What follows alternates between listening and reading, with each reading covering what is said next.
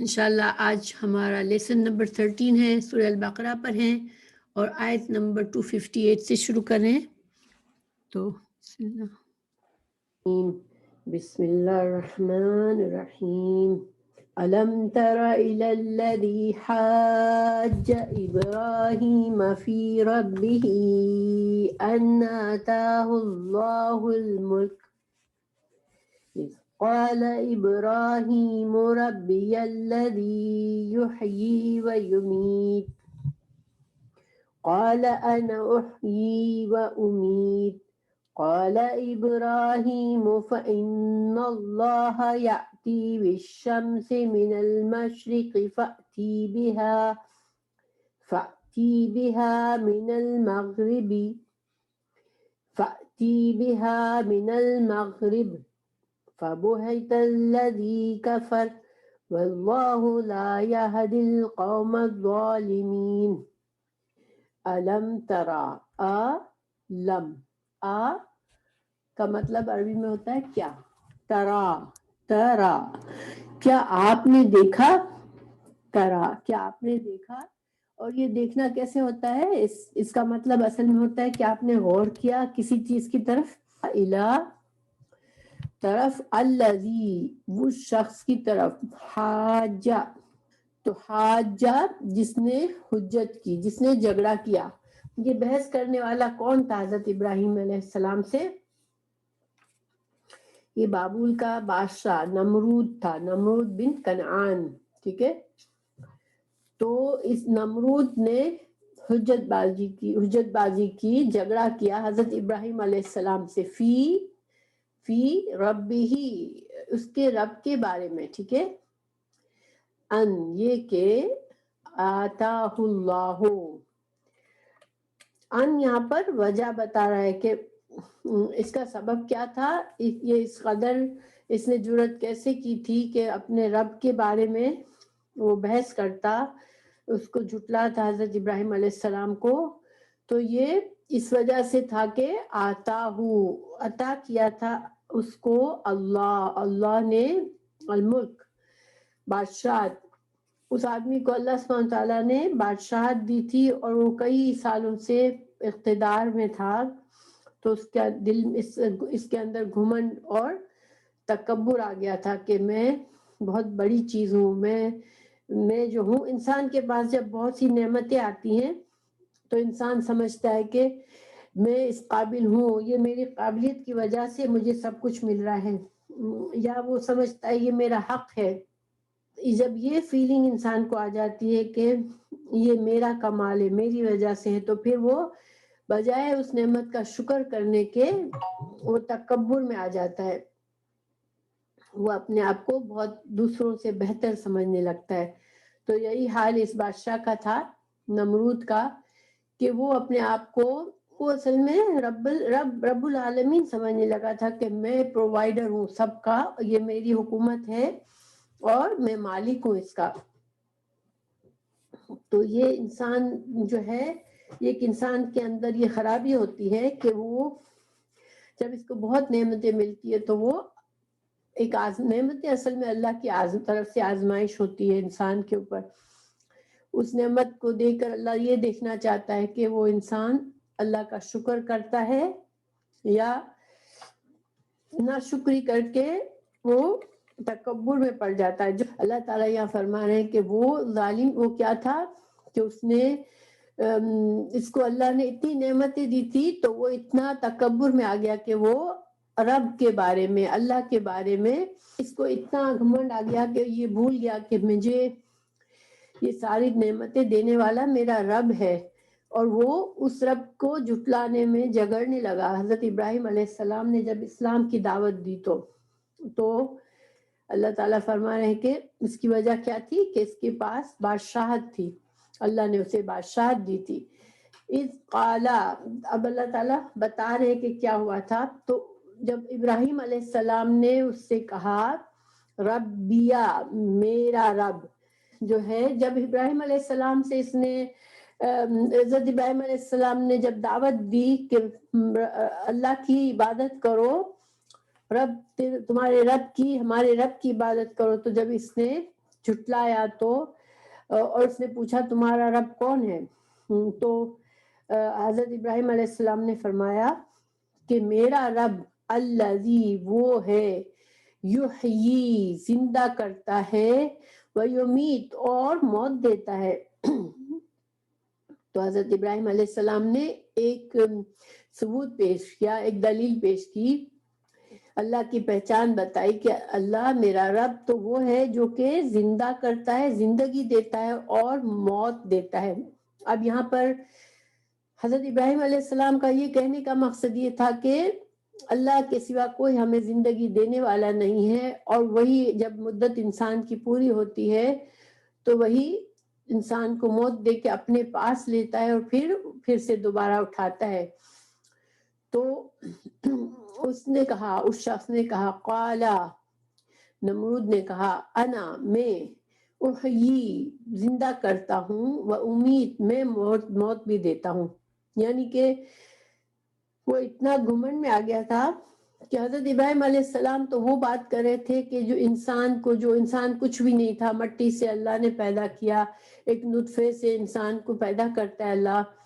حضرت آدم علیہ السلام کو مٹی سے پیدا کیا، پھر انسانوں کی نسل کو ایک نطفے سے چلایا، تو یہ مقصد تھا۔ اور پھر جب انسان کی وقت کے ساتھ ساتھ ایک مہلت پوری ہو جاتی ہے تو اللہ سبحانہ تعالیٰ نو میرر انسان کے پاس کتنی بھی دولت ہے، کیا بھی ہے، کتنی دنیا کی نعمتیں ہیں، لیکن انسان کا پھر وقت پورا ہو گیا تو اللہ تعالیٰ اسے موت دے دیتا ہے۔ تو اس نے یہ اپنے گھمنڈ میں اتنا الجھا ہوا تھا کہ اس کی اتنی عقل نہیں آئی۔ اس نے کہا لو یہ کون سی بڑی بات ہے، تو میں بھی زندہ کرتا ہوں، مردہ موت دیتا ہوں۔ تو حضرت ابراہیم علیہ السلام اللہ کے نبی تھے، اور انبیاء جو تھے وہ لوگوں سے جھگڑا کرنے کے لیے نہیں آتے، ان کا مقصد یہ ہوتا ہے کہ لوگوں کو بس اللہ کا پیغام پہنچائے۔ تو حضرت ابراہیم علیہ السلام نے اب ایک اور دلیل پیش کر دی اللہ کی قدرت کی، اللہ کی وجود کی۔ بولا قال، کہا حضرت ابراہیم علیہ السلام نے، فَإِنَّا پس بے شک اللہ وہ ہے، یاتی لاتا ہے، بالشمس سے سورج کو، من المشرق مشرق سے نکالتا ہے سورج کو، فاتی پس تو لے آ بہا اس کو۔ آتی کا مطلب ہوتا ہے آنا، لیکن جب آنا کے بعد با آ جاتا ہے، آتی کے بعد با سے جو بات شروع ہوتی ہے، بہا لے آ اس کو، تو لے آ ہوتا ہے مطلب، ٹھیک ہے، لا اس کو، من المغرب مغرب سے۔ اب دیکھیں حضرت ابراہیم علیہ السلام نے ایک ایسی دلیل پیش کر دی کہ جس کا وہ کوئی علاج نہیں کر سکتا تھا، ظاہر ہے کہ وہ سورج کو کچھ نہیں کر سکتا تھا۔ تو حضرت ابراہیم علیہ السلام نے کہا کہ اچھا میرا رب تو وہ ہے جو کہ سورج کو مشرق سے نکالتا ہے، اگر تو واقعی میں رب ہے تو پھر سورج کو مغرب سے نکال لے۔ اب وہ اس کا کیا جواب دیتا، وہ حیران رہ گیا۔ فَبُہِتَ تو مبہوت ہو گیا، مبہوت الذی وہ شخص، کفر جس نے کفر کیا، واللہ اور اللہ تعالی، لا نہیں، یہدی ہدایت دیتا، القوم الظالمین ایک ظالم قوم کو اللہ ہدایت نہیں دیتا۔ اب یہاں پہ ظالم سے کیا مطلب ہے، کیا تھا اس کا ظلم، یہاں پر کیا تھا، حق اس کو سامنے آیا کہ اللہ تعالیٰ کی دلائل پیش کیے، اللہ کے وجود کے دلائل پیش کیے، ایمان کی دعوت دی حضرت ابراہیم نے، یہ حق تھا۔ حضرت ابراہیم علیہ السلام نے سورج اور چاند کی بڑی دلیل اس کے سامنے پیش کی، لیکن اس کو سمجھ نہیں آیا، اس نے نہیں مانا۔ بہرحال اب اللہ سبحانہ وتعالیٰ اس آیت میں، اس پہلی آیت میں اللہ کی قدرت کا ہے ذکر ہے، اور اب جو ہے اللہ سبحانہ تعالیٰ کے اگلی میں اللہ سبحانہ تعالیٰ مردوں کو اٹھائے گا، آخرت کی دلیل ہے اب کہ اللہ تعالیٰ مردوں کو اٹھائے گا۔ تو او کلذی کیا او کا مطلب یا، ٹھیک ہے، سوری، او کلذی کا مانند، الذی اس شخص کے۔ اب اللہ تعالیٰ نے یہاں جیسے فرمایا کہ پیچھے ایک مثال دی، اب یا پھر یہ دوسری مثال، ٹھیک ہے، یہ مطلب ہے۔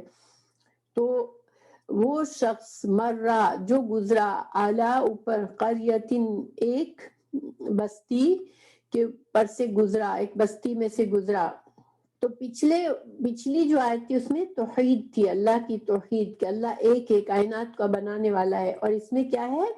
اللہ حشر نشر کی دلیل دے رہا ہے کہ اللہ قیامت میں اٹھائے گا لوگوں کو. تو اوکلذی، یا پھر اس شخص ہی مرہ جو گزرا، علا اوپر، قریتن ایک بستی پر، وہیا اور وہ بستی کی کیا حالت تھی جب وہ شخص گزرا؟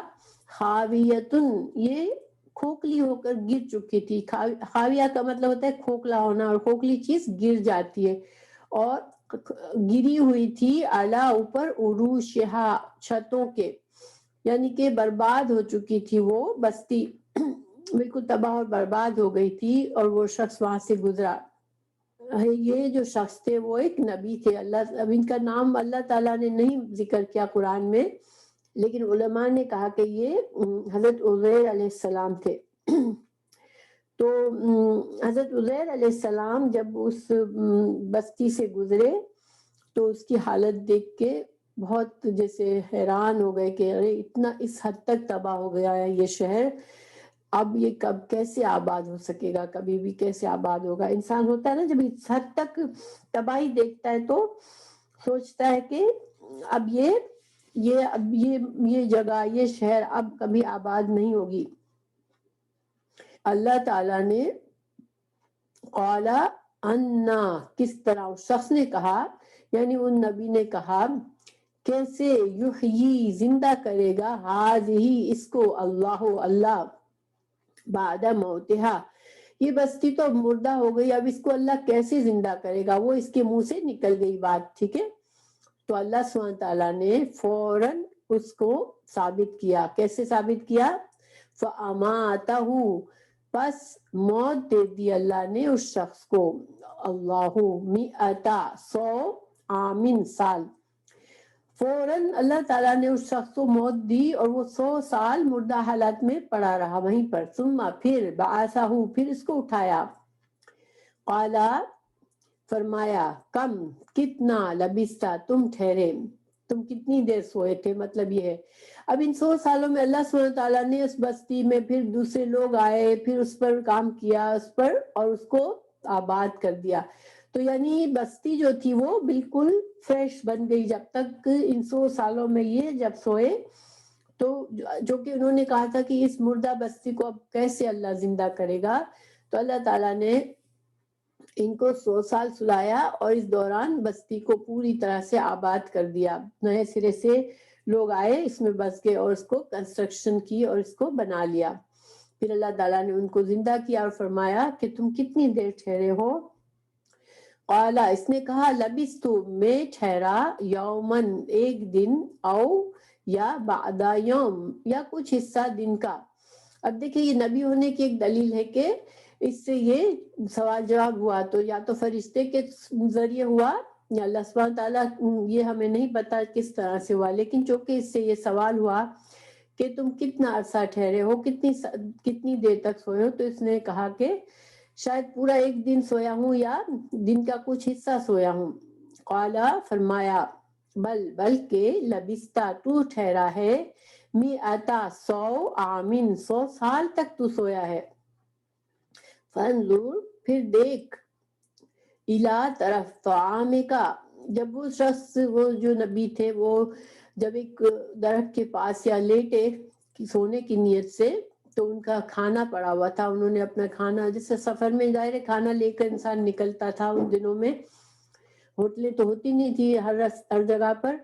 تو اللہ تعالیٰ نے فرمایا تم اپنے کھانے کو دیکھو، وشرابی کا، اور اپنے پینے کو دیکھو. تم اپنے کھانے اور پینے کو دیکھو، لم نہیں، یتسنہ، سنہ یعنی بدبودار نہیں ہوا ہے، خراب نہیں ہوا ہے.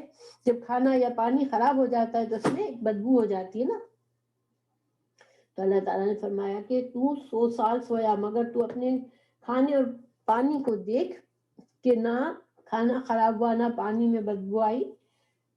پھر وانظر، اور دیکھ. پھر اللہ تعالیٰ نے فرمایا اور نظر اٹھا کے پھر دیکھ. پہلے کھانے کو دکھایا تو کھانا بالکل فریش تھا. پھر دیکھا، دیکھو، الا طرف، حمارے کا، اپنے گدھے کی طرف دیکھو. وَلِنَجْعَلَكَ، اب گدھا تو 100 سال میں نہ صرف مر گیا تھا بلکہ اس کی ہڈیاں بھی الگ الگ ہو گئی تھی. تو اللہ سبحانہ تعالیٰ نے فرمایا وَلِنَجْعَلَكَ، تاکہ ہم بنائیں تم کو آیتن، ایک نشانی، للناس، لوگوں کے لیے. وَانظُرْ، اور دیکھو، اِلیٰ، طرف، العظام، اب اس ہڈیوں کو تم دیکھو، کیفا، کس طرح، ننشزوہا، ہم جوڑ دیتے ہیں ان کو، ہم اٹھا دیتے ہیں ان کو، ثم، پھر، نکسوہا، پھر ہم پہناتے ہیں اس کو، لحمن، گوشت. اب اللہ سبحانہ تعالیٰ نے، چونکہ اس آدمی نے، وہ تو خود مر گئے تھے اور زندہ ہوئے، تو اس کو نہیں پتا کہ اللہ نے میری ہڈیوں کو کس طرح سے جوڑا. ظاہری بات ہے انسان بھی اسی طرح مر جاتا ہے، 100 سال تو وہ بھی مردہ بنا پڑا ہوتا ہے، تو پھر ہڈیاں گل جاتی ہیں. لیکن اب اللہ تعالیٰ نے ان کو دکھایا کہ گدھا بھی ان کا پاس تھا، وہ گدھا تو بالکل ہڈیاں تھی، تو اس کو اللہ نے پہلے اس کا پنجر کو جوڑا، ہڈیوں کو جوڑا، پھر اس کے اوپر گوشت چڑھا دیا. فلما، پھر، تبینہ، واضح ہو گیا، لہو، اس کے لیے. ظاہری بات ہے اس نے آنکھوں سے دیکھا انہوں نے کہ اللہ سبحانہ تعالیٰ نے اس گدھے کو زندہ کر دیا. انا، جب واضح ہو گیا اس کے لیے، قالا، اس نے کہا، علم، میں جان گیا، ان اللہ، بے شک اللہ تعالیٰ، علی، اوپر، کل شیء، ہر چیز پر، قدیر، قادر ہے. یعنی کہ وہ تو نبی تھے، وہ جانتے تھے اللہ تو قادر ہے، لیکن اب آنکھوں سے بھی سامنے سامنے دیکھ لیا کہ اللہ سبحانہ تعالیٰ نے ان کے سامنے سامنے ہی گدھے کو اٹھا دیا. اور یہ اس آیت میں دلیل ہے کہ اللہ سبحانہ تعالیٰ قیامت کے دن انسانوں کو بھی اٹھا لیں گے. اور اس میں ان نبی کو پورا یقین، علم الیقین دیا گیا، یعنی عین الیقین دیا گیا کہ ان کو، حالانکہ انبیاء کرام جیسے میں نے بتایا کہ شک نہیں کرتے، لیکن جب چونکہ ان کے دل میں یہ خیال آیا کہ کیسے زندہ کرے گا، تو اللہ تعالیٰ اپنے انبیاء کو، اپنے جن کو قریب سمجھتا ہے ان کو پھر لا علمی یا شک کے اندھیرے میں نہیں رہنے دیتا. تو اللہ نے واضح فرما دیا ان کے لیے. اب یہ جو ہے اس پہلی آیت میں جیسے کہ میں نے بتایا کہ اللہ کی توحید، کہ اللہ ایک ہی ہے جو کہ پورے کائنات کا کام چلاتا ہے، اور یہاں پر جو ہے اللہ کے یہ قدرت کہ اللہ بندوں کو دوبارہ زندہ کرے گا. قیامت کی دلیل آ گئی. اب ایک اور دلیل آ رہی ہے، وَإِذْ، اور جب، قالا، کہا، ابراہیم علیہ السلام نے، ربی، اے میرے رب، ارینی، تو دکھا مجھ کو، کیفا، کس طرح، تحیی، تو زندہ کرے گا، الموتا، مردوں کو. اب یہ حضرت ابراہیم علیہ السلام جو ہے وہ ان کو ظاہری بات ہے ان کا ایمان تھا، وہ نبی تھے، اللہ پر یقین تھا ان کو، لیکن ان کو ایک اطمینان قلب چاہیے تھا کہ میں دیکھوں ایک بار. اور اللہ تعالیٰ، جیسے میں نے بتایا کہ انبیاء کرام کو اللہ تعالیٰ اس طرح کے معجزات دکھا کر ان کے ایمان کو بالکل مضبوط اور ثابت کر دیتا ہے کہ پھر وہ ہر طرح کے حجت کے سامنے وہ ڈٹے رہتے ہیں، کیونکہ ان کو لوگوں تک یہ پیغام پہنچانا ہوتا ہے. تو اللہ سبحانہ تعالیٰ سے حضرت ابراہیم نے پوچھا، اللہ تو مردوں کو کیسے اٹھائے گا، مجھے دکھا. قالا، اللہ فرمایا، اولم، کیا بھلا نہیں، تؤمن، کیا تجھے ایمان نہیں ہے. اللہ تعالیٰ نے ان سے پوچھا، تم ایسا سوال کر رہے ہو تو کیا تم مجھ پر ایمان نہیں ہے تجھے. قالا، کہا ابراہیم علیہ السلام نے، بلا، کیوں نہیں، ولیکن، لیکن، لیطمئن، تاکہ مطمئن ہو جائے میرا دل، قلبی، میرا دل. تو اطمینان کیا ہوتا ہے؟ دیکھیں اطمینان جو ہے، جیسے ہم نے نفس مطمئنہ کے بارے میں پڑھا ہے نا، کہ جو عقائد اور اعمال میں ایسا جمع ہوا ہو دل انسان کا کہ حالات کے تغیر اسے ہلا نہ سکے، کسی طرح بھی کوئی ذریعہ نہ ہے کہ انسان کے اندر کسی طرح کا بھی شک آئے، اور چاہے حالات کچھ بھی ہو جائے. دیکھیں بعض اوقات انبیاء کرام کو بہت مشکلات کا سامنا کرنا پڑتا ہوتا ہے، اور اللہ تعالیٰ کی مدد ساتھ ساتھ نہیں آ رہی ہوتی ہے. ٹھیک ہے، جیسے رسول اللہ صلی اللہ علیہ وسلم احد کے جنگ میں مسلمان ہارے تھے، اور بہت مشکل سے گزرے انسان کے، بہت سے لوگوں کا ایمان ہل گیا مسلمانوں کا، کہ ہم آج تو بالکل ختم ہو جائیں گے، اللہ کی مدد کیوں نہیں آ رہی، یا اللہ نے ہمیں کیسے، کافروں کو ہم پر کیسے غلبہ دے دیا. مگر انبیاء کرام ایون ایسے حالات میں بھی ان کا ایمان نہیں ڈگمگاتا. تو یہ نفس مطمئنہ ہوتا ہے ان کا ایمان کا اعلیٰ درجہ. ٹھیک ہے. شرح صدر اللہ قالا فخذ لے لو اربعتن 4 من سے الطیر پرندوں میں سے 4 پرندے لے لو. ٹھیک ہے. یعنی 4 مختلف قسم کے پرندے لے لو. فسرہن پھر مائل کرو ان کو. نا سرہن کے 2 طرح سے معنی کیے گئے ہیں. ایک ہے ان کو مائل کرو اور دوسرا ہے ان کو ٹکڑے ٹکڑے کر دو، کاٹ دو. تو دونوں معنی صحیح ہیں، لیکن جنہوں نے اس کو کہا کہ سرہن کا مطلب ہے مائل کر لو، تو وہ ان کا کہنا ہے کہ پرندوں کو مائل کرنے کا حکم اس لیے دیا تھا کہ پرندوں سے انسیت ہو جائے. حضرت ابراہیم علیہ السلام ان کو پہچاننے لگے کہ ہاں یہ وہ پرندے ہیں. پھر اجعل رکھ دو اجل رکھ دو علی اوپر کل ہر جبل پہاڑ کے منہن ان میں سے جزءا ایک حصہ ثم پھر ادعوہن یعنی پرندوں کے ٹکڑے ٹکڑے کر کے ان کے جو گوشت ہے ان کے گوشت کو مکس کر کے ان کا ایک ایک جیسے مکسچر جو ایک ایک جیسے پورشن اس کا ایک ایک پہاڑ پر رکھ دو. پھر ان کو بلاؤ. یاتینکا وہ آئیں گے تیرے پاس سعین دوڑتے ہوئے، یعنی فوراً سے وہ پرندے دوبارہ زندہ ہو کر جڑ جائیں گے. اللہ تعالیٰ انہیں جوڑ دے گا اور وہ تمہارے پاس آئیں گے. وَعَلَمْ اور جان لو ان اللہ بے شک اللہ تعالیٰ عزیز غالب ہے، حکیم حکمت والا ہے. یعنی اللہ سبحانہ تعالیٰ غالب ہے. یہاں پر کیوں کہا گیا کہ اللہ تعالیٰ ہر چیز پر اللہ غلبہ رکھتا ہے اور وہ مردوں کو زندہ کر سکتا ہے، اور اس کا جو غلبہ ہے اللہ کی جو قدرت ہے، اللہ کی جو طاقت ہے وہ کامل ہے اور حکیم ہے، کمال حکمت والا ہے. اللہ نے زندہ کو موت دینے کا وقت مقرر کیا ہے. دیکھیں اللہ کی حکمت یہ ہے کہ مردوں کو دوبارہ اٹھانے کا، اور جس کسی کو پیدا ہونا ہوتا ہے اسی وقت ہوتا ہے جب اللہ کی حکمت سے ہوتا ہے. تو انسان کی زندگی اور موت اللہ کی حکمت سے ہوتی ہے کہ کب تک کس کی مہلت ہے، کب کسے موت آنی ہے، کب کسے پیدا ہونا ہے. تو اللہ سبحانہ تعالیٰ تمام معاملات اللہ کی حکمت پر ہوتے ہیں.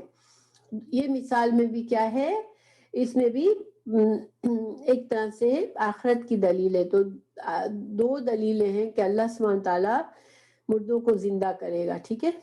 پھر مسلو اب دیکھیں یہ جو آیات آئی 3 آیات، ایک میں اللہ کے توحید اور اللہ کے قدرت کائنات کو بنانے کی، اللہ کے مالک ہونے، رب ہونے کی دلیل، 1-2 میں اللہ کے آخرت میں بندوں کو پیدا کرنے کی دلیل. پھر اب موضوع جو ہے ان آیات سے پہلے جہاد کا حکم آیا تھا اور اللہ تعالیٰ نے مال خرچ، جہاد جانی مال کے ساتھ ساتھ مال خرچ کرنے کا، مالی جہاد کا حکم دیا تھا. تو اب دوبارہ سے پلٹ کے وہی مال خرچ کرنے والی آیات شروع ہو گئی. اب اللہ عالم، یا اللہ حکمت جانتا ہے کہ اللہ تعالیٰ نے ایک ٹاپک چل رہا تھا اللہ کی راہ میں خرچ کرنا، اللہ کی راہ میں جہاد کے لیے مال کا صدقہ دینا، اور پھر اچانک سے اللہ تعالیٰ نے یہ اللہ کی توحید اور آخرت کی دلائل پیش کیے، اور اب پھر سے دوبارہ ٹاپک آ رہا ہے. انسان جب مال اپنی محنت سے کماتا ہے، اسے اپنے مال سے بہت محبت ہوتی ہے، انسان کو اپنی جان سے بہت محبت ہوتی ہے. اور ٹاپک وہ چل رہا تھا کہ اللہ تعالیٰ نے جہاد کا حکم دیا، جان اور مال کے صدقات کا حکم دیا. تو یہ ساری قربانیاں انسان کے لیے بہت مشکل ہوتی ہے، لیکن اگر اس کا ایمان بہت پکا ہوتا ہے تو پھر اس کو یہ خرچ کرنا، اپنی جان اور مال قربان کرنا اس کو مشکل نہیں لگتا، کیونکہ اسے یقین ہوتا ہے کہ یہ اس اللہ کا حکم ہے جس نے مجھے پیدا کیا اور جو مجھے دوبارہ اٹھائے گا، اور میرے تمام جو بھی اعمال ہیں ان کا مجھے جزا اور سزا ملے گی اور مجھے اجر و ثواب ملے گا میری ساری قربانیوں کا. تو پھر انسان کے لیے آسان ہو جاتا ہے. تو اللہ تعالیٰ فرما رہے کہ جو اللہ کی راہ میں کہ جو اللہ کی راہ میں خرچ کرتا ہے اس کی مثال کیا ہوتی ہے. ٹھیک ہے، مثالو مثال الذین ان لوگوں کی ينفقون جو خرچ کرتے ہیں اموالہم اپنے مال فی سبیل اللہ اللہ کی راہ میں. تو فی سبیل اللہ جو ہے اس کا مطلب لغوی معنی جیسے پتہ چلتا ہے کہ اللہ کی راہ میں، تو اصل میں یہ کوئی بھی کام جو اللہ کے دین کی سربلندی جس میں ہو، اللہ کی رضامندی ہو، جس میں اللہ کی طرف جو راستہ لے جاتا ہے اس کی طرف ہمیں اس پر قریب کرنے والے جو بھی کام ہیں، جو بھی خرچ ہے وہ فی سبیل اللہ. ٹھیک ہے، فی سبیل اللہ کے معنی جو ہے کیا ہے کہ اللہ کی راہ میں کسی بھی ریزن سے خرچ کرنا اللہ کی رضا کے لیے. اور بعض نے اس سے کہا کہ صرف جہاد میں خرچ کرنا ہی فی سبیل اللہ ہوتا ہے. بعض نے کہا نہیں، اللہ کی راہ میں جو بھی مال خرچ کیا جاتا ہے وہ فی سبیل اللہ ہوتا ہے. اور اس میں اس کے تحت وہ سارے کام آ جاتے ہیں جو اسلام اور مسلمانوں کی فلاح اور بہبود کے لیے کیے جائے. ٹھیک ہے، جو بھی اللہ کی رضا جس سے حاصل ہوتی ہے. تو اللہ سبحانہ تعالیٰ اب بتا رہے ہیں، پہلے ان آیات سے پہلے جو آیات تھی وہ تھی کہ تم صدقہ دو، اس کے لیے انکریج کیا گیا تھا. ٹھیک ہے، اب اللہ تعالیٰ مزید انکریجمنٹ ہمیں مثال دے کے بتا رہے کہ جو تم خرچ کرو گے وہ اس کا اجر و ثواب کس طرح سے ملے گا تم کو. تو اللہ تعالیٰ فرما رہے ہیں، تو اب یہاں پر اللہ تعالیٰ ہمیں بتا رہے ہیں کہ تم جو مال خرچ کرو گے اللہ کی راہ میں اس کی مثال ایسی ہے جیسے حبتن ایک دانہ ہو، امبتت ایک دانے کو جب ہم اگاتے ہیں، امبتت اگاتے ہیں زمین میں ڈالتے ہیں تو پھر وہ دانہ اگاتا ہے 7 سنابلا بالیاں خوشے، فی کل سنبلتن ہر بالی میں 100 حبتن ہر ڈالی میں 100 دانے ہوتے ہیں.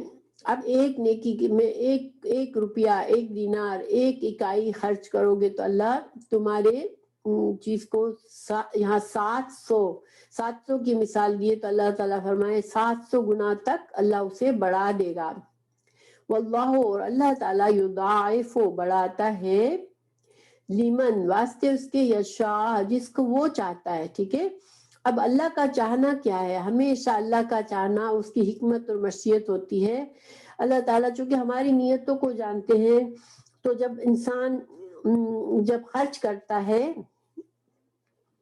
تو خرچ کرتے وقت جس کام میں ہم خرچ کرتے ہیں وہ کام کتنا ضروری تھا، پھر ہمارے حالات کیا تھے، ہمیں کتنی مشکل سے خرچ کرنا، یعنی ہمیں کتنی مشکل پڑی اس خرچ کرنے میں، ہمارے لیے تنگی بھی تھی، پھر بھی ہم نے وہ ضرورت کے وقت ہم نے وہ پیسہ نکالا صرف اللہ کی رضا کے لیے. ہمارے اندر کتنا اخلاص تھا. یہ ساری چیزیں کیا ہے، اس کی بنا پر اللہ جو ہے وہ ہمارا اجر بڑھاتا ہے، اور اللہ تعالیٰ 700 گنا تک بڑھا سکتا ہے اور اس سے بھی زیادہ بڑھا سکتا ہے. اس میں تو 700 ہے لیکن ایک جگہ 700 بھی زیادہ بڑھا سکتا ہے. تو جتنی انسان کی نیت خالص ہوتی ہے، جتنا وہ اللہ کی رضا کی خاطر پرواہ کیے بغیر اپنی قربانی جتنی زیادہ اس کے اندر قربانی ہوتی ہے اس خرچ میں، اللہ اسی طرح بڑھاتا ہے. واللہ اور اللہ تعالیٰ واسع وسعت والا ہے، علیم جاننے والا ہے، قادر ہے. اللہ واسع ہے، واسع اللہ کی صفت ہے، علیم اور اللہ جانتا ہے کہ اس بندے نے کس نیت سے خرچ کیا ہے، کتنی مشکل سے خرچ کیا ہے اور کس موقع پہ کیا ہے. تو ان سب چیزوں کو اللہ کے علم کے بنا پر اللہ تعالیٰ اس کو اجر دیتا ہے. الذین وہ لوگ ينفقون جو خرچ کرتے ہیں اموالہم اپنے مال فی سبیل اللہ اللہ کی راہ میں، ثم پھر لا یتبعون نہیں پیچھا کرتے ما جو انفقوا جو انہوں نے خرچ کیا، منن احسان جتا کر، ولا اور نہ اذن کہتے ہیں تکلیف دینا، تانا دینا، تانا تشنا کرنا، توہین تحقیر کرنا.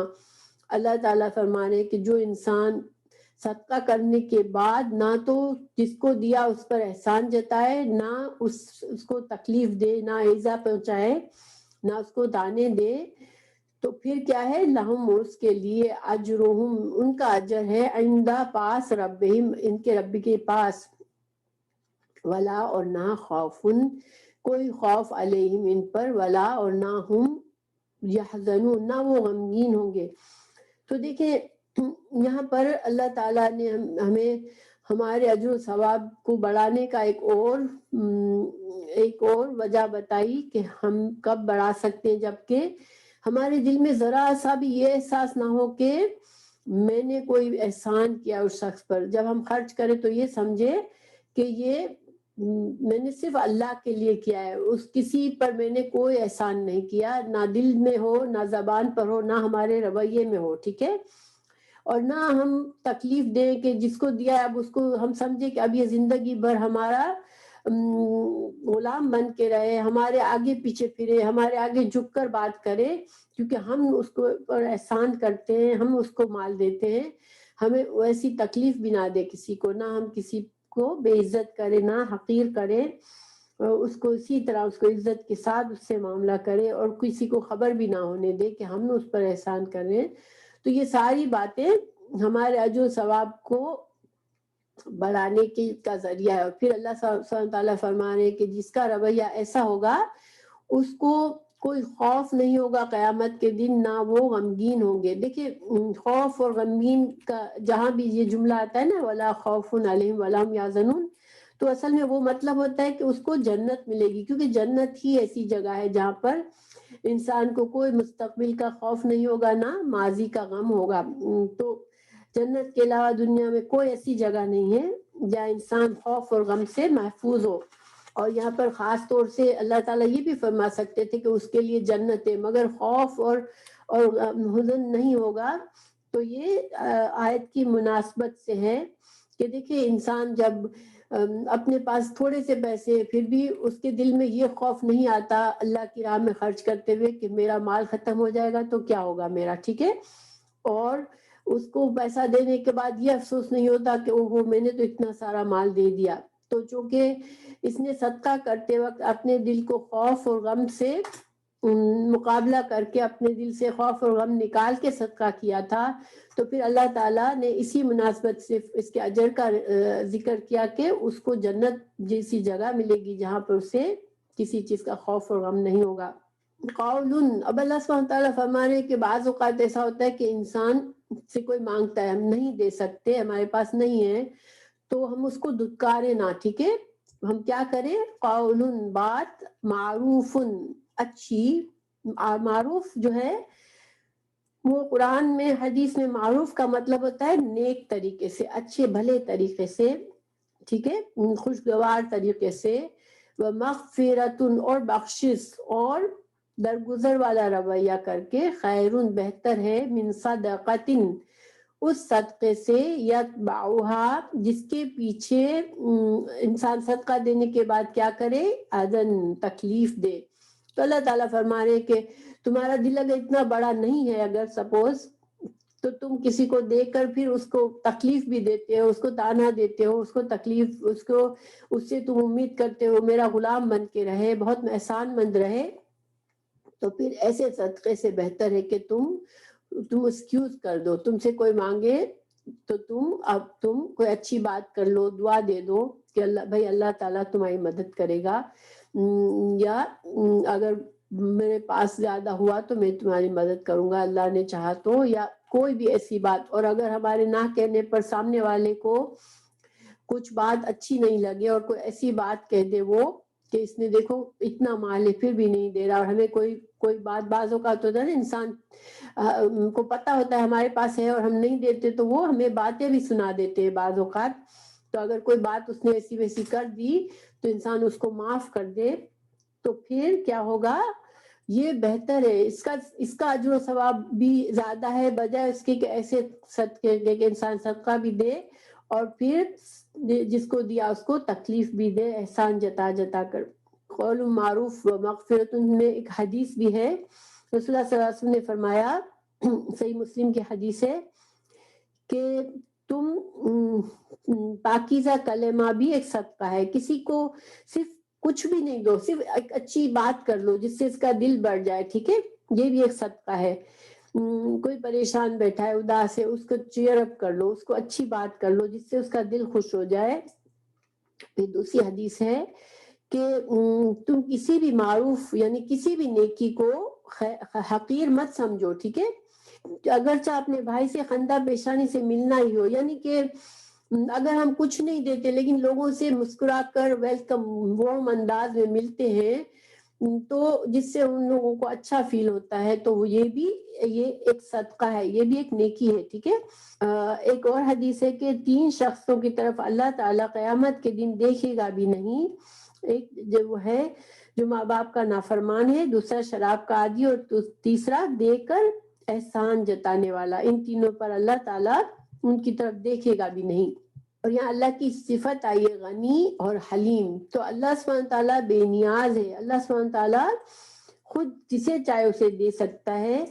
اللہ سبحانہ تعالیٰ کے اسماء الحسنی میں سے ہے. تو اللہ تعالیٰ بندوں کو تو صرف ان کے لیے اجر کا ایک ذریعہ رکھا ہے اللہ نے کہ ہم کسی کو دے کے اجر کمائے، ورنہ اللہ تعالیٰ بے نیاز ہے ہمارے صدقہ خیرات سے. اور حلیم اور بردبار ہے کہ اللہ تعالیٰ ہم سے غلطی بھی ہو جاتی ہے تو ہمیں فوراً نہیں پکڑتا. بردبار ہے، اللہ تعالیٰ ہمارے بہت سے غلط رویوں کو اللہ تعالیٰ ہمیں پکڑتا نہیں ہے فوراً. تو پھر انسان کے اندر بھی یہ صفات ہونی چاہیے، ٹھیک ہے، کہ اللہ تعالیٰ کے بندے ہیں ہم، تو ہمیں بھی یہ صفات ہمارے اندر ہونی چاہیے. یا ایھا الذین، اے لوگو جو آمنو ایمان لائے، اولاد تبطلو، نہ تم ضائع کر دو، صدقاتکم، اپنے صدقات کو، بالمن، احسان جتا کر، والادا. اب ایک بار پھر تاکید آ گئی، بیکاز یہ بہت بڑی بات ہے کہ انسان صدقہ دے اور پھر اس انسان کو تانے دے دے کر، احسان جتا کر اور اس کو ذلیل کر کے اپنے سارے صدقات کا اس کو ضائع کر دے، کیونکہ اب جس نے صدقہ دیا اس کا پھر سارا اجر ضائع ہو جاتا ہے. اللہ تعالیٰ مثال دے کے سمجھا رہے ہیں، کالذی، اس شخص کے مالک، مانند، ينفق، جو خرچ کرتا ہے، مالہ، اپنا مال، ریا الناس، لوگوں کو دکھانے کے لیے. اور یہ بھی بہت بری چیز ہے کہ انسان صرف دکھاوے کے لیے کرے تاکہ لوگ مجھے بڑا شقی سمجھے. ولا یؤمنو، نہیں وہ ایمان لاتا، باللہ، اللہ پر، والیوم الاخر، اور نہ آخرت کے دن پر. تو اللہ تعالیٰ نے 2 مثالیں دی جس سے انسان کا صدقے کا ثواب ختم ہو جاتا ہے. ایک صدقہ دے کے احسان جتایا، دوسرا تکلیف دی، دوسرا یہ کہ صدقہ اللہ کی نیت سے کیا ہی نہیں تھا، لوگوں کو دکھانے کے لیے کیا تھا.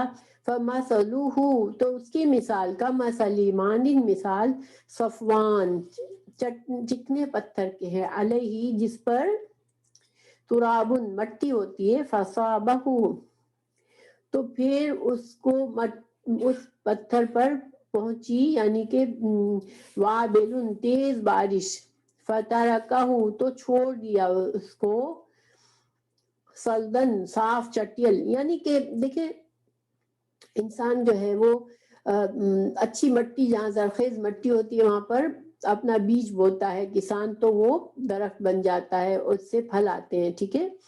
اب یہ جو صدقہ ہے جو لوگوں کو دکھانے کے لیے انسان کرتا ہے، یا جو صدقہ دینے کے بعد جو احسان جتاتا ہے، اس کی مثال اللہ بتا رہے ہیں کہ ایک پتھر ہوتا ہے، اس پتھر کے اوپر تھوڑی سی مٹی جم جاتی ہے وقت کے ساتھ ساتھ، مگر زمین اندر سے صرف پتھر ہی ہوتا ہے.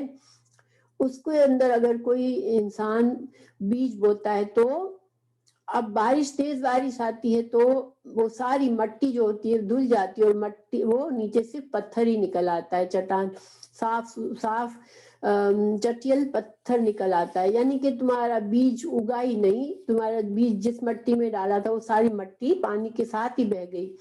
تو اسی طرح اس بیج کی طرح جو تمہارا ضائع ہو گیا، ایسی چٹان پر تم نے اس کو ڈالا تھا.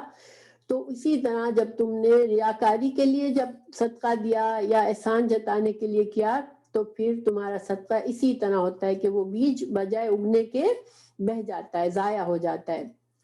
لا یقدرون، نہیں قدرت رکھتے، علی، اوپر، شیئن، کسی چیز کی، مما اس میں سے جو کسبو جو انہوں نے کمائی کی.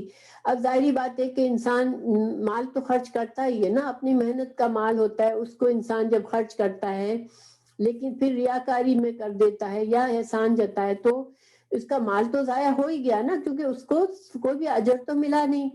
تو وہ مال بھی اسی طرح اس نے, اللہ تعالیٰ فرمانے کہ اس نے جو نیکی کمانے کی کوشش کی, وہ سمجھا کہ اس نے نیکی کمائی ہے, اس کا کوئی اجر اس کے لیے باقی نہیں رہتا. اسی طرح جیسا کہ یہ بیج ضائع ہو گیا, مٹی کے ساتھ بہہ گیا اور کچھ بھی نہیں ہوگا, تو اسی طرح آخرت میں اس کا کوئی اجر باقی نہیں رہے گا. واللہ, اللہ تعالیٰ لا یہدی نہیں ہدایت دیتا القوم الکافرین, کافر قوم کو ہدایت نہیں دیتا. اور یہاں پر کافر جو ہے دیکھیں کفران نعمت کے معنی ہو سکتا ہے, اور ریاکاری بھی ایک طرح کا کفر ہی ہے, شرک ہے, کیونکہ جو انسان اللہ کو چھوڑ کے لوگوں کو دکھانے کے لیے کرتا ہے, جب اکیلے میں ہے تو کوئی نیکی نہیں کرتا, تو وہ پھر اللہ کے لیے ایکچولی اللہ کا ماننے والا ہوتا ہی نہیں ہے.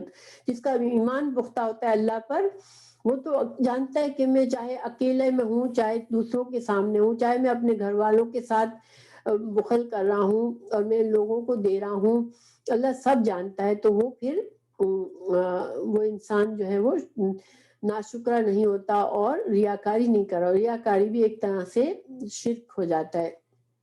مثلو, اور مثال, الذین, ان لوگوں کی, ينفقون, جو خرچ کرتے ہیں, اموالہم, اپنے مالوں کو, ابتغاء, تلاش کرنے کے لیے, مرضاتی, رضامندی, اللہ کی, وتثبیتاً, اور پختگی, ایمان کی پختگی کے لیے, من انفسہم, اپنے نفسوں کی, کمثلی, اب اللہ تعالیٰ دوسری مثال دے رہے ہیں جس میں انسان اللہ کی رضامندی کے لیے خالص نیت سے خرچ کرتا ہے اور اپنے ایمان کی پختگی کے لیے, کیونکہ جب ہم نیکی کے کام کرتے ہیں تو ہمارا ایمان پختہ ہو جاتا ہے, ٹھیک ہے, ثابت قدمی آ جاتی ہے ہمارے اندر. اللہ سبحانہ وتعالیٰ فرمانے کہ اسلام جو انسان دیکھیں, یا تو تثبیت یا تو اپنے ایمان کو پختہ کرنا یا پھر اسلام کو مضبوط کرنا, یہ بھی مطلب ہو سکتا ہے کہ انسان اللہ کی راہ میں جب ہم خرچ کرتے ہیں تو پھر وہ کیا ہوتا ہے, انسان اسلام کو تقویت دے رہا ہوتا ہے, اسلام کو پختگی دے رہا ہوتا ہے. تو اللہ کو راضی کرنے کے لیے اور اسلام کو پختگی اور اسلام کو سربلندی کے لیے جب انسان خرچ کر رہا ہوتا ہے, من انفسہم, اپنے نفسوں کی, اب جو کہ یہاں پہ اپنے نفسوں کی لفظ لکھا ہوا ہے, تو دونوں معنی ہم سمجھ لیں کہ اپنے نفس کی پختگی پیدا کرنا یا پھر خلوص دل سے اپنا مال خرچ کرنا, دل کے اعتقاد سے خرچ کرنا اور اسلام کو مضبوط بنانے کے لیے خرچ کرنا, یہ سارے معنی آتے ہیں. تو کمثلی, اب اس کی مثال, جنتن, ایک باغ کی طرح ہے, بے ربوتن, اونچی جگہ پر ہے, اصابہا, پہنچے اس کو, وابل, تیز بارش, فاتت, تو وہ دے, اکلہا, پھل اپنا, ضعفین, دگنا. اب اس نیکی کی جو کہ اللہ کی رضا کے لیے کی گئی تھی, اپنے ایمان کی مضبوطی اور اسلام کی سربلندی کے لیے کی گئی تھی, اس کی مثال ایسی ہے کہ ایک کھیتی, ایک بیج کو آپ بہت اچھی زمین پر, جو بلند جگہ ہے جہاں پر کیچڑ نہیں بلڈ ہوتا بلکہ پانی آتا ہے اور زمین میں جاتا ہے اور باقی کا زائد پانی بہ جاتا ہے, تو ایسی جگہ پر اگر تیز بارش آتی ہے تب بھی اس کو وہ دگنا پھل دیتا ہے. فَإِن لَمْ, پھر اگر نہیں, اور تیز بارش سے یہاں پر مطلب انسان جب بہت زیادہ بڑی اماؤنٹ خرچ کرتا ہے, بہت زیادہ صدقہ کرتا ہے, ٹھیک ہے, تو اس کو اس کے لحاظ سے اسی طرح اس کا اجر بھی ملتا ہے.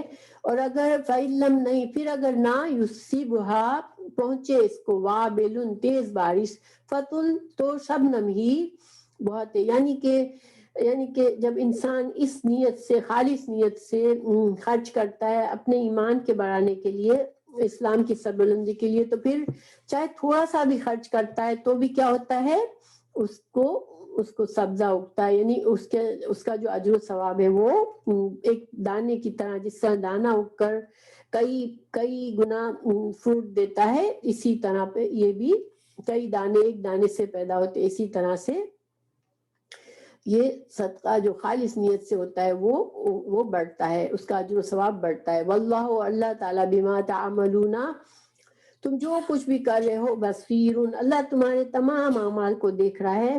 بندہ جو کام جس نیت سے بھی کرتا ہے تو اس کے اللہ سبحانہ تعالیٰ کے پاس کوئی چھپی ہوئی بات نہیں ہے، اللہ دیکھ رہا ہے تمہاری محنت کو۔ جو انسان جتنی کوشش کرے گا، جتنے جان اور مال سے جتنا اللہ سبحانہ تعالیٰ کی خوشنودی حاصل کرنے کے لیے خرچ کرے گا، قربانی دے گا، تو پھر وہ اللہ سبحانہ تعالیٰ چونکہ علم رکھتا ہے تمہارے ہر کام سے، ہر عمل سے، ہر نیت سے واقف ہے، تو اس کو تم ضائع مت سمجھو، وہ تمہارا جو ثواب کم نہیں ہوگا، تمہیں اللہ تعالیٰ اس کا جو ثواب بڑا چڑھا کے دے گا۔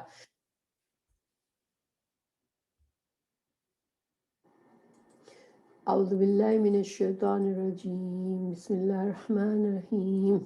أَيَوَدُّ أَحَدُكُمْ أَن تَكُونَ لَهُ جَنَّةٌ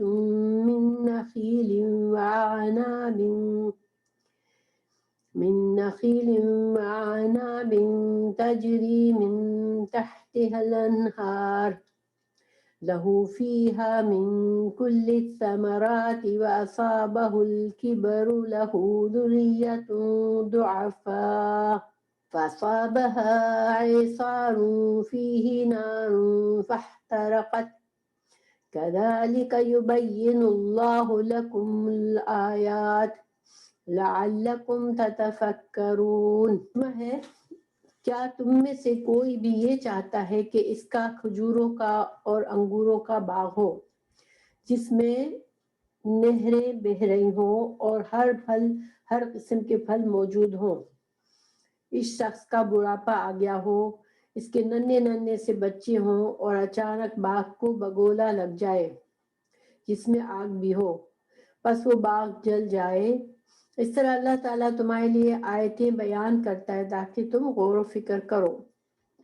ہمیں اس آیت میں، آیت 66 میں ہمیں اللہ تعالیٰ نے یہ بتایا ہے کہ جب تم مال خرچ کرو تو پھر تمہیں کس طرح کرنا ہے، یعنی کہ کن چیزوں سے تمہارا یہ خرچ کیا ہوا مال، یہ صدقہ کیا ہوا مال یا کوئی بھی کام تم صدقہ کے طور پر کیا، وہ ضائع ہو سکتا ہے، تو وہ خطرات سے ہمیں بتایا ہے۔ ٹھیک ہے، تو جیسے پیچھے ہمیں بتایا کہ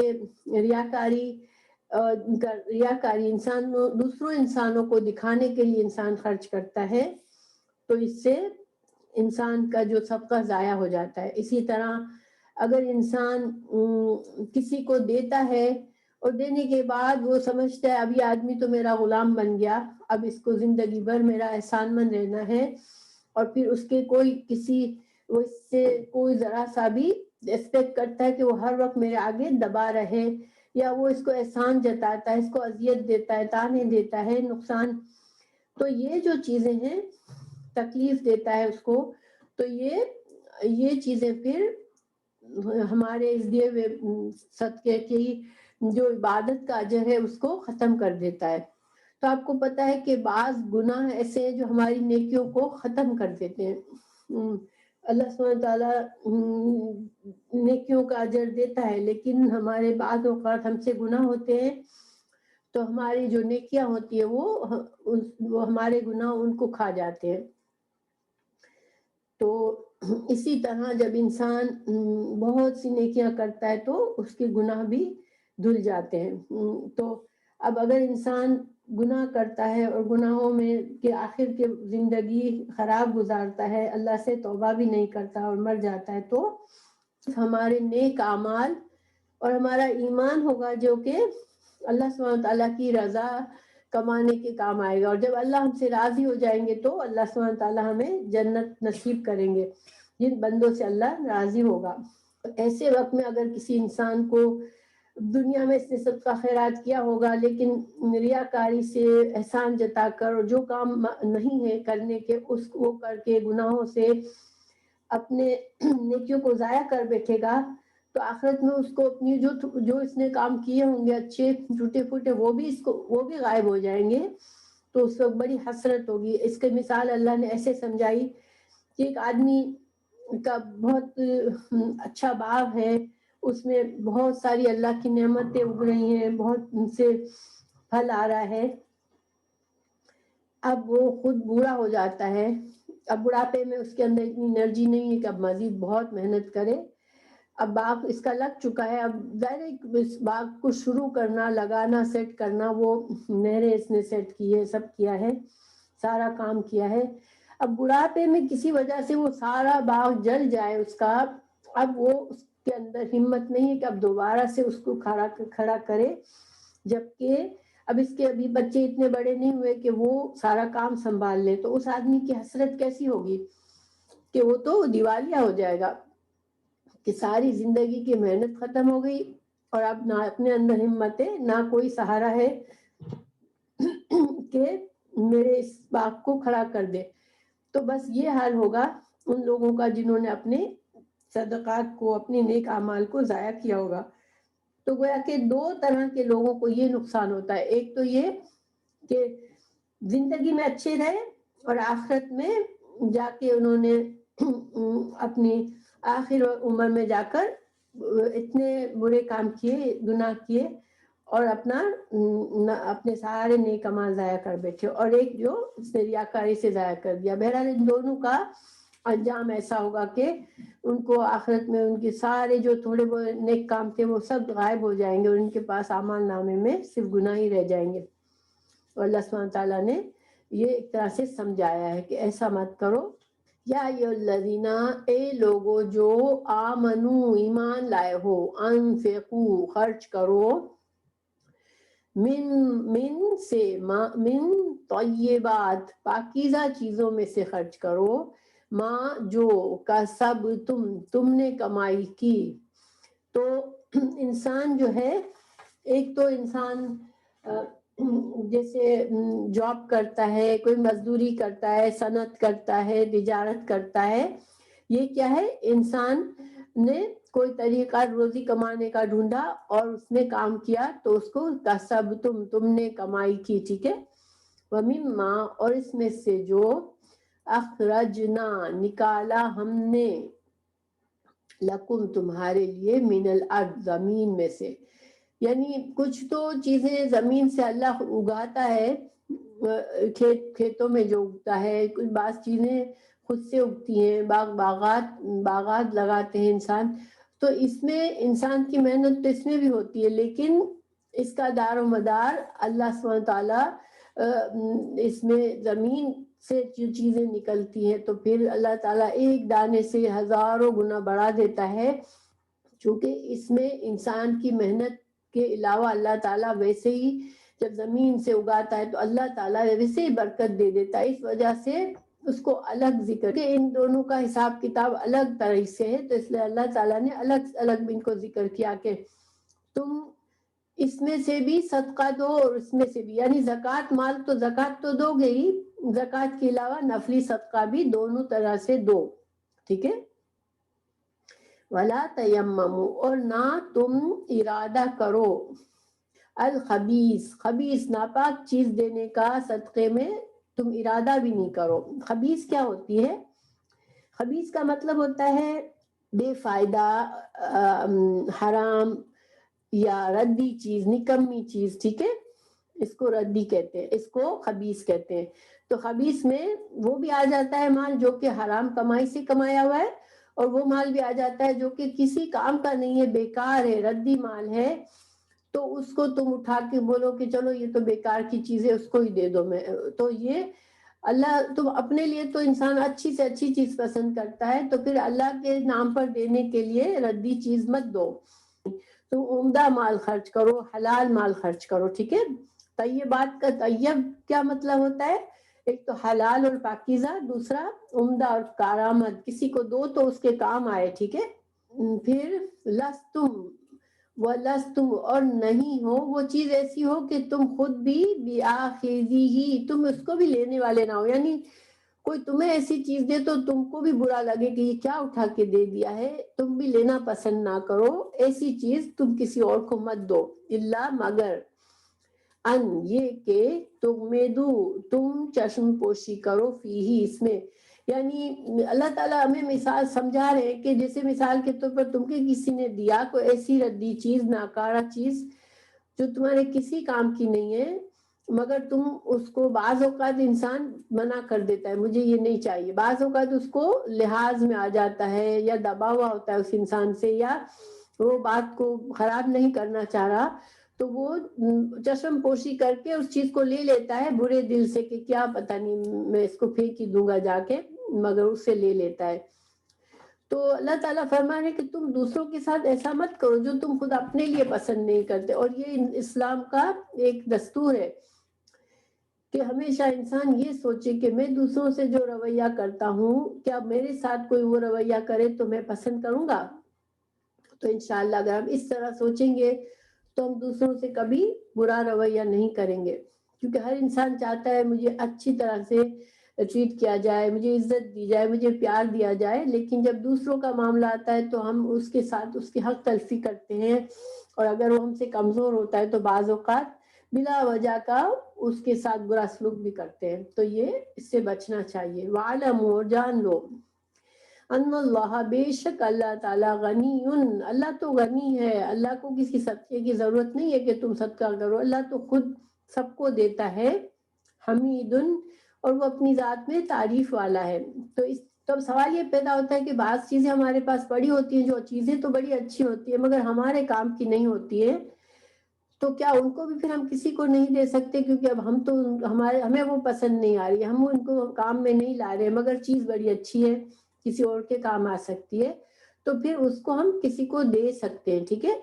الشیطان، شیطان، یعدکم، تم کو وعدہ کرتا ہے، الفقر، فقر کا، محتاجی کا، یعنی شیطان تم کو ڈراتا ہے کہ تم دیکھو مال خرچ کرو گے تو تمہارے مال پھر تمہاری ضرورت کے وقت تمہارے پاس نہیں رہے گا، اور تم کو پریشانی ہو جائے گی، تم مفلس ہو جاؤ گے، تم خلاش ہو جاؤ گے، تو وہ تم کو صدقہ کرنے سے تم روکتا ہے کہ نہیں نہیں نہیں تم اتنا سارا مت دے دو ورنہ تم کو پریشانی ہو جائے گی۔ وَيَأْمُرُ، لیکن وہ حکم کیا دیتا ہے تم کو؟ وَيَأْمُرُكُمْ، وہ حکم دیتا ہے تم کو بالفحشاء، بے حیائی کا، یعنی کہ شیطان تم کو ہمیشہ ایسے کاموں کی طرف اکساتا ہے، تم اپنا پیسہ، صلاحیت، رزق، اللہ کا جو بھی رزق تمہارے پاس ہے اس کو ایسی چیزوں میں ضائع کرو جس سے اللہ ناراض ہو، ٹھیک ہے۔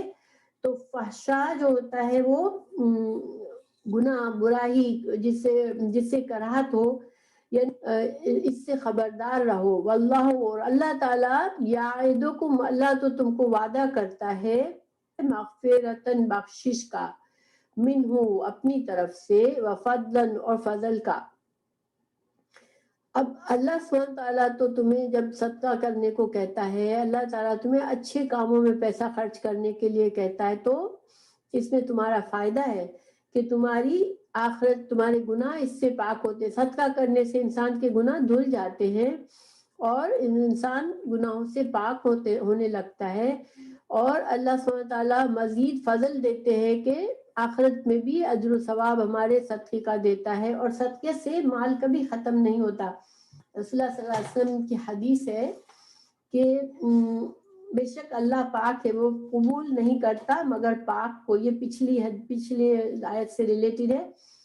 دوسری حدیث ہے، رسول اللہ صلی اللہ علیہ وسلم فرمایا، ہر روز جب بندے صبح کرتے تو 2 فرشتے نازل ہوتے ہیں، ان میں سے ایک دعا کرتا ہے، اے اللہ خرچ کرنے والے کو اس کی جگہ اور دے، دوسرا بددعا کرتا ہے، اے اللہ ہاتھ روکنے والے کو مال کو تلف کر دے۔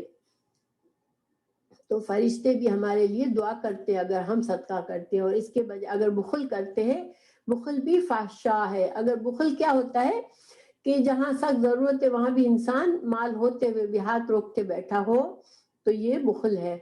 تو فرشتے بھی ہمارے لیے دعا کرتے ہیں، سبحان اللہ، کہ یہ بخاری کی حدیث ہے کہ فرشتے بھی ہمارے لیے دعا کرتے ہیں، جب ہم صدقہ کرتے ہیں تو وہ بھی ہمارے لیے دعا کرتے ہیں کہ اللہ ہمارے مال میں برکت دے، اور جو جب ہم ضرورت کے وقت بھی بخل کرتے ہیں، نہیں صدقہ کرتے، تو پھر فرشتے ہمارے لیے بددعا کرتے ہیں. اور رسول اللہ صلی اللہ علیہ وسلم نے فرمایا صدقہ مال کو کچھ بھی کم نہیں کرتا. انسان صدقہ دیتا ہے تو اس کے مال میں اور برکت ہوتی ہے، وہ کم نہیں ہوتا.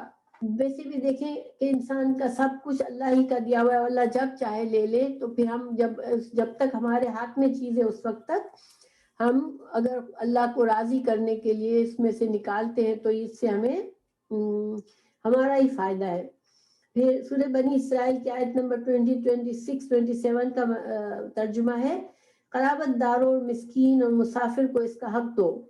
دیکھیں حق دو، اس کا حق دو، گویا کہ ہمارے قریبی رشتہ داروں کا حق ہے ہمارے مال میں، مسکینوں کا حق ہے ہمارے مال میں، اور مسافر کا بھی حق ہے. مسافر کا کیوں؟ کیونکہ دیکھیں مسافر اپنے گھر سے جو کچھ بھی لے کے نکلا ہوتا ہے، بعض اوقات ایسی سچویشن میں آ جاتا ہے کہ پھر اس کے پاس ضرورت مند ہو جاتا ہے. وہ حالانکہ بھلے وہ امیر ہو اپنے گھر میں، لیکن سفر میں وہ ضرورت مند بن جاتا ہے. تو اور پہلے زمانے میں خاص طور سے جبکہ وسائل ہر جگہ پہ نہیں موجود ہوتے تھے تو مسافروں کو بہت ضرورت پڑتی تھی دوسروں کی ہیلپ کی. تو پھر یہ ترجمہ ہی ہے کہ مسافروں مسکینوں کو اس کا حق دو اور اپنے مال کو عیاشی میں نہ اڑاؤ. ایسے کام جو کہ صرف اور صرف اس دنیا میں اپنی خواہشات پوری کرنے کے لیے ہیں، ان میں اپنے مال کو اڑانا کوئی عقل مندی کی بات نہیں ہے. ہاں انسان کی ضرورتوں کے لحاظ سے انسان اچھا کھاتا ہے، اچھا پہنتا ہے، اس کی ممانعت نہیں ہے. بے شک اس طرح اپنا مال کو اڑانے والا شیطان کا بھائی ہے اور شیطان اپنے رب سے کا بے حد ناشکرا ہے. یہ ترجمہ تھا سورہ بنی اسرائیل 26, 27 کا کہ جب انسان اسراف کرتا ہے اور فضول چیزوں میں پیسہ خرچ کرتا ہے مگر جہاں خرچ کرنا چاہیے وہاں نہیں کرتا تو پھر وہ ایک طرح سے شیطان کا بھائی ہے. اور شیطان ظاہری بات ہے کہ جہنم میں جائے گا، وہ اللہ کا بے حد ناشکرا ہے. تو اس کے علاوہ قرآن میں بہت سی جگہوں پر صدقہ کے لیے اہمیت آئی ہے. سورہ آل عمران 134, 35 میں بھی یہ مضمون ہے. اب اللہ تعالیٰ نے پھر فرمایا کہ اللہ تعالیٰ واسع علیم ہے. گویا کہ اللہ سبحانہ تعالیٰ تم کو جو صدقہ تم کرتے ہو تو اللہ تعالیٰ کے پاس تو فضل و کرم کا اتنی وسعت ہے کہ وہ تمہیں بہت سارا فضل انعام کا وعدہ کرتا ہے، اس کا اجر و ثواب کا وعدہ کرتا ہے. اور اللہ تعالیٰ علیم ہے. اللہ تعالیٰ جانتا ہے تمہارے ہر عمل کو جانتا ہے اور تمہاری نیتوں کو جانتا ہے. تو اللہ سبحانہ تم پھر کرو اس نیکی کے کام میں کمی نہ کرو. پھر آگے ہے یؤتی، اللہ دیتا ہے، عطا کرتا ہے، الحکمت، حکمت، من یشاء، جس کو وہ چاہتا ہے، ومن یؤتا، اور جو دیا گیا، الحکمت، حکمت، فقد، تو تحقیق، اوتیا، وہ دیا گیا، خیرن کثیرن، خیر کثیر، بہت زیادہ خیر دیا گیا، بہت زیادہ فائدہ دیا گیا. وما، اور نہیں، یذکروا، نصیحت پکڑتے، الا، مگر، اولو الالباب، مگر عقل والے. اب پچھلی آیات میں اللہ سبحانہ تعالیٰ نے اتنے مثالوں سے سمجھایا کہ تم کو اپنا مال خرچ کرنا ہے اللہ کی راہ میں. اب اللہ تعالیٰ فرما رہے ہیں کہ سب اللہ تعالیٰ نے تو ساری باتیں سمجھا دی تھی کہ لیکن انسان جو ہے اس کی سمجھ میں کتنی بات آتی ہے. تو اللہ تعالیٰ فرما رہے ہیں کہ اللہ سبحانہ تعالیٰ جسے حکمت دیتا ہے، جسے چاہتا ہے حکمت دیتا ہے. حکمت کیا ہے؟ دیکھیے حکمت جو ہے وہ عقل، فہم اور علم ہے کہ انسان جو ہے جس وقت جہاں جو کام کرنا چاہیے وہ صحیح وقت پہ کام کرتا ہے، صحیح کام کرتا ہے. تو مثال کے طور پر یہاں پر علماء نے ڈفرینٹ اس کے ترجمے کیے. حکمت کے بعض نے کہا یہ عقل اور فہم ہے، بعض نے کہا علم ہے، بعض نے کہا یہ جیسے اصابت رائے، یعنی کہ جس کو رائے مشورہ، وہ اچھی مشورہ دینے والا ہے، اور جس کو قوت فیصلہ اللہ نے دیا ہوا ہے کہ صحیح وقت پر صحیح فیصلہ کرتا ہے. پھر کسی نے کہا کہ کتاب و سنت کا علم جس کے پاس ہے. تو کسی نے کہا اصل روح جو ہے ایمان اور عمل کی وہ پختگی ہے جس کے بنیاد گہری بصیرت ہو، یعنی کہ انسان کے اندر وہ پختگی ہو کہ وہ ایک بصیرت پر ہو، وہ چیزوں کو گہرائی کو سمجھ سکے اور ان کے مطابق عمل کر سکے. تو جس سے یہ چیز حاصل ہوتی ہے کہ اپنا خزانہ دیکھیں. حکمت کی ایک نشانی کیا ہے کہ اللہ نے اسے جو بھی دنیا میں خزانہ دیا، کسی طرح کی بھی جو نعمتیں دی، وہ ساری نعمتیں، سارا خزانہ وہ دنیا میں ہی صرف اس کو جمع کر کے رکھتا ہے، اور وہ شیطان کے ڈراؤں سے نہیں ڈرتا. یعنی کہ جو انسان اصل جس کے اندر سمجھ ہوگی وہ دنیا میں پکڑ کے نہیں بیٹھے گا. جتنی نعمتیں اس کو اللہ نے دی ہے، جتنا خزانہ دیا ہے ہر طرح کی، اس کو صرف دنیا میں پکڑ کے نہیں بیٹھے گا، یا دنیا میں ہی سارا کا سارا ضائع نہیں کر دے گا غلط چیزوں میں استعمال کر کے، بلکہ کیا کرے گا، اس سے وہ اپنی دنیا کی ضرورتیں سوچ سمجھ کے استعمال کر کے باقی بچائے گا. اور اس میں سے وہ اللہ تعالیٰ نے جو دوسروں کا حق رکھا ہے، صدقہ خیرات کرے گا، دوسروں کا حق ادا کرے گا. تو یہ حکمت ہے. ٹھیک ہے، گویا کہ حکمت کیا ہوئی کہ اللہ کی نعمتوں کو دنیا میں صحیح طریقے سے استعمال کرنے کی سمجھ، کہ اللہ نے مجھے یہ نعمتیں دی ہے اور مجھے دنیا میں وقتی تھوڑی سی زندگی ہے، مجھے انہی نعمتوں سے اپنی دنیا کو بھی اچھا کرنا ہے اور اپنی آخرت بھی سنوارنی ہے. کیونکہ آخرت میں مجھے کوئی اور کام یا اور مال نہیں دیا جائے گا کہ اب میں صدقہ کروں اور اپنے لیے اجر و ثواب کماؤں. تو جس کو یہ سمجھ ہے اس کو حکمت ہے. ٹھیک ہے، اس کے پاس حکمت ہے. اللہ تعالیٰ پھر یہاں فرماتے ہیں کہ جس کو اللہ چاہتا ہے حکمت دیتا ہے. کیا مطلب کہ اللہ نے، ہم یہ کہہ سکتے ہیں کہ بھئی میں تو اپنے مال کو جیسے چاہوں خرچ کرتی ہوں، صدقہ خیرات میں نہیں کرتی، کیونکہ حکمت تو اللہ دیتا ہے، تو اب مجھے حکمت اللہ دے گا تو میں صحیح استعمال کروں گی. یعنی یہ انسان سوچے تو غلط ہے، کیونکہ یہاں پر یہ مطلب نہیں ہے کہ اللہ تعالیٰ کی اللہ نے حکمت مجھے دی نہیں ہے تو میں کیا کروں. نہیں، اللہ تعالیٰ حکمت اسے دیتے ہیں جو اس کے دل میں ایمان ہوتی ہے، اور اس کے دل میں ایمان کے ساتھ ساتھ یہ خواہش ہوتی ہے کہ میں ایسے طریقے سے زندگی گزاروں کہ اللہ مجھ سے راضی ہو جائے، اور اسے اپنی آخرت کی فکر ہوتی ہے. تو پھر اللہ تعالیٰ اسے یہ سمجھ بھی دے دیتے ہیں کہ کس طرح سے وہ دنیا میں اپنی نعمتیں صحیح استعمال کر کے اپنی زندگی کو بھی سنوار لے، اور اپنے لیے صدقہ خیرات اتنا کر لے اپنی چیزوں میں سے کہ اپنی آخرت کو بھی سنوار لے. ٹھیک ہے، تو پھر اس کے پاس حکمت ہے. اور اللہ تعالیٰ نے خود تعریف کی کہ جس کو حکمت مل گئی اس کو تو بہت بڑی جیسے خیر مل گئی، تو بہت بڑی تعریف قابل چیز مل گئی. تو یہاں ایک حدیث بھی ہے، صحیح حدیث ہے، یہ بخاری اور مسلم میں ہے.